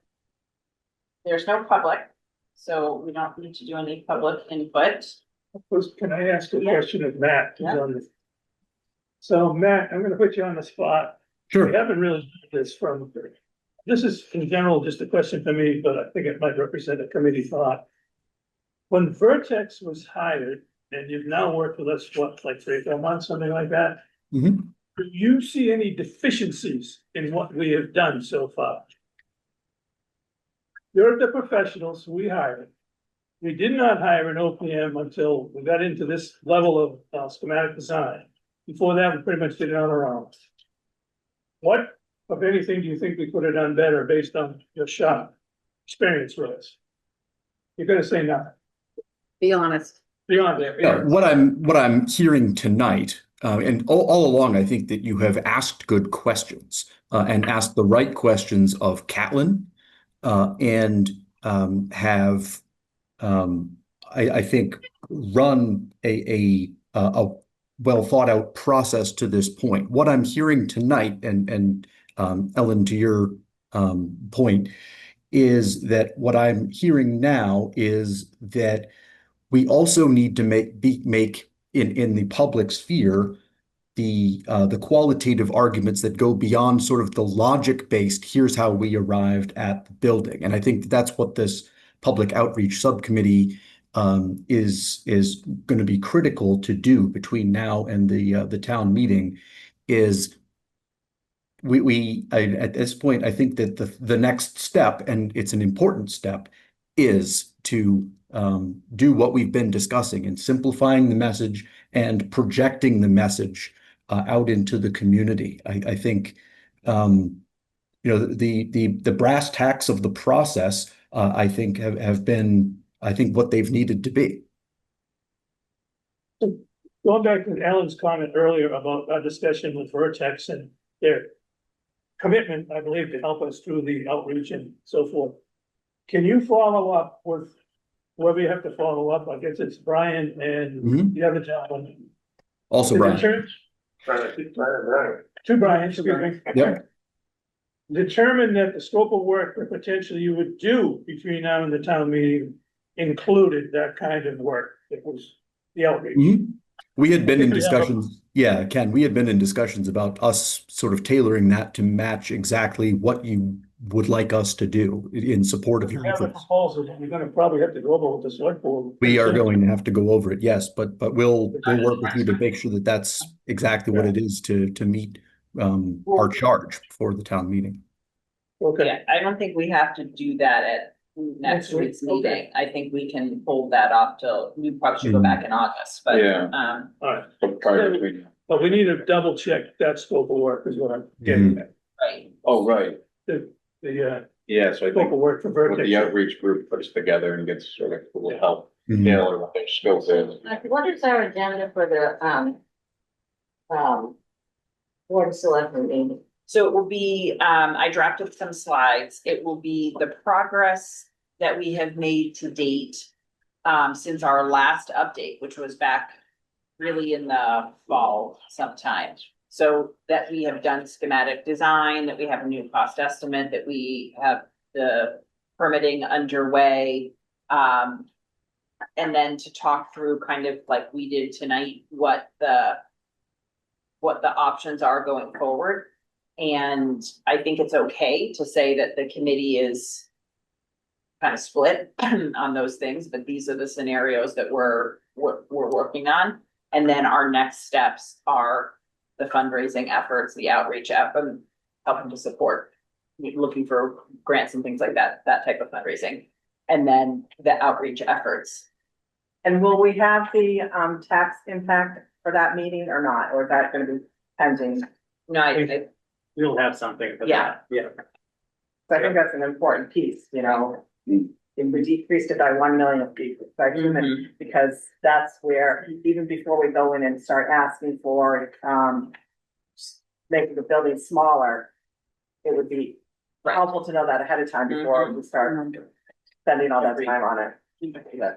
Are we gonna try to pin the select board down to see if they're leaning towards approving this for the fall town meeting, or are we gonna try to just? I'm gonna venture to say that whatever conversation comes from that is gonna be telling and it's gonna give us a very clear direction. Is there a possibility If they they can don't tell approve- us they don't want us to do it if it's a fall town meeting? I don't know. There's always a possibility. Yeah, I mean, the last time, when was the last time we were in front of their, Selectman Livingston at that point? Said that she didn't feel that we were ready for it. That's, you know, her opinion. So, I don't think she's changed her. yeah, and I think to give the update, the stuff we talked about, I'm also gonna chime in about the UDAG amounts and so forth that I have put forward. And it's sort of to get, a feeling, from them. I just want to stress one key point about the schedule, because we are running out of time. I just want to point out. At the very least, by September 30th, so keep in mind, by September 30th is the statutory deadline for the select board to request the debt exclusion election from the town clerk. So in advance of that, we will need a definitive borrow amount. In addition, there are 3 boards that we need to go back to. One is the capital, because it is a capital project, we want their recommendation. The finance committee, it would be helpful to have their, support and recommendation. And that also gets printed on the warrant, and of course, the select board. And I'll talk with Katie offline, there may be a way we can, consolidate that. And so we need to, I just want to caution, just to put it into perspective, as of right now, there are 3 more regularly scheduled meetings of the select board and the FinCom between now and September 30th. That doesn't mean we can't have a special meeting, but I just want to stress, and I'm committed with you, as is Dan and others, that time is moving fast to meet October 27th. We So- were trying to go to the Springtown meeting, remember? Yeah, And that was tight on the it phone. is what it is. So Really. Well, if we miss fall town meeting, the price of this is gonna go up. It could still be a special in the winter, one of a kind. It's a possibility. Yeah, I mean, So it- that offered, It might be a better option. That- Might actually be a better the option. select board has offered that on numerous times previous. Although, I thought they had backed off of that a little bit. That is, it was my understanding that a special kind of was in play, but then the sense was that they wanted. Or do we know? I would say from my perspective, everything is potentially in play. Yeah, that's a good point. Yeah. We might be better off with a special. Just concentrate, okay, get to that special. But won't that affect the costs more, because we're gonna push everything out? 1,500, I like what we've done on the cost, and I like the fact that, Vertex and everyone has worked on it, and we're pretty much right there at the start. Try to make it smaller, we save money, but the fact of life, is what it is.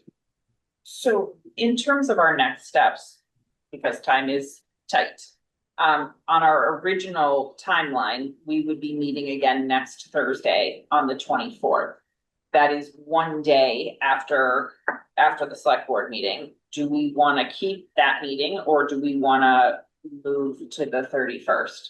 I think we should keep it because we're so tight. I mean, personal, I mean, we're very tight. If we're gonna get anything out there to start with promotions by Labor Day, we have like a month. Yeah, I guess, yeah, it depends on the outreach group, will we be able to put something together? Yeah, but and also printing, you know, mailing, everything else like that, will require a budget. But, I don't know, personally, I don't know. what- Also give us a sense of what the select board are saying. If the select board are give you negative, like it sounds like they're not gonna put us on the fall town meeting, then we can refocus what we're doing and how we're doing it, and we don't have to jump through hoops. I mean, I think it would be helpful to meet again after that. I don't know that we'll have a publicity plan put together by the 24th. Why don't you just maybe keep the date, and then if we're not ready, Push it, okay, yeah. Keep the date and have a very short meeting. At what time? at 6. I think As that's a- our As a potential, public meeting, we need to post it by One agenda item. Wednesday, Tuesday. Adjournment. Do what? Matt? That's what's up. Sorry, did What- folks, Yeah, we'll be able to post it, we have to Go ahead. post it by Tuesday. correct. Could we do 4 o'clock again, or? I don't know, how does it, everybody feel? I mean, if we keep the 4 PM time. I mean, Doesn't matter to me. it doesn't matter that much to me. I always think it's easier to come off of my work day, Yeah. but I also wanna be available. In case members of the public want to participate, and I know So 4 o'clock Thursday's is tight for you. actually a day I can probably be here at 4 regularly. Oh. But I did mention to Katie that I'm away for like 3 weeks, mid-August to Labor Day. No, can't go anymore. Sorry. Cancel. I'm leaving the country. Those days are over, buddy. All right. Well, and I think that works out well then, because You're as gonna we're be able to doing get back some in? of the outreach efforts, then I can pop in and be the 4th member of that. That'll be fine. We can also alternate if you guys like that, so that we can say some weeks are at 4 and some are at 6, because I like the 4 because if we stretch a meeting like we did today at the 6, becomes a real kind of a drag at the end of the meeting. Right. And, I'm not a chef. I'm not saying, but. all right, so do we want to do the 24th at 4 PM then? Yeah. Can we do schedule another meeting now afterwards for the next one? Yeah, so we've been doing every other week. So it'll be August 7th? On this schedule here. If we keep the 24th, then that brings us to, the 7th is our next one after that. Okay. Would that be 4 or 6? I would suggest we alternate, because if we're alternating, then we're removing the impression that we're not available for the public to participate. Okay. Good. That would be my suggestion. And the selectmen meeting is at what time? 6 on Wednesday. Okay. Yeah, and that's hybrid in person and so. Okay, so July 24th at 4 and August 7th at 6 p.m. are the two. Okay, all right. Yeah. Any How are we last- scheduling the public outreach meeting? Yeah, do you know when the public outreach meeting would be? Whenever how about I send an email to schedule with you guys? Does that make sense? Yeah. What's the So time? should we wait till after the 23rd to see where we stand, or meet before? I think the sooner we get together, I the think the better. sooner we get together, the better.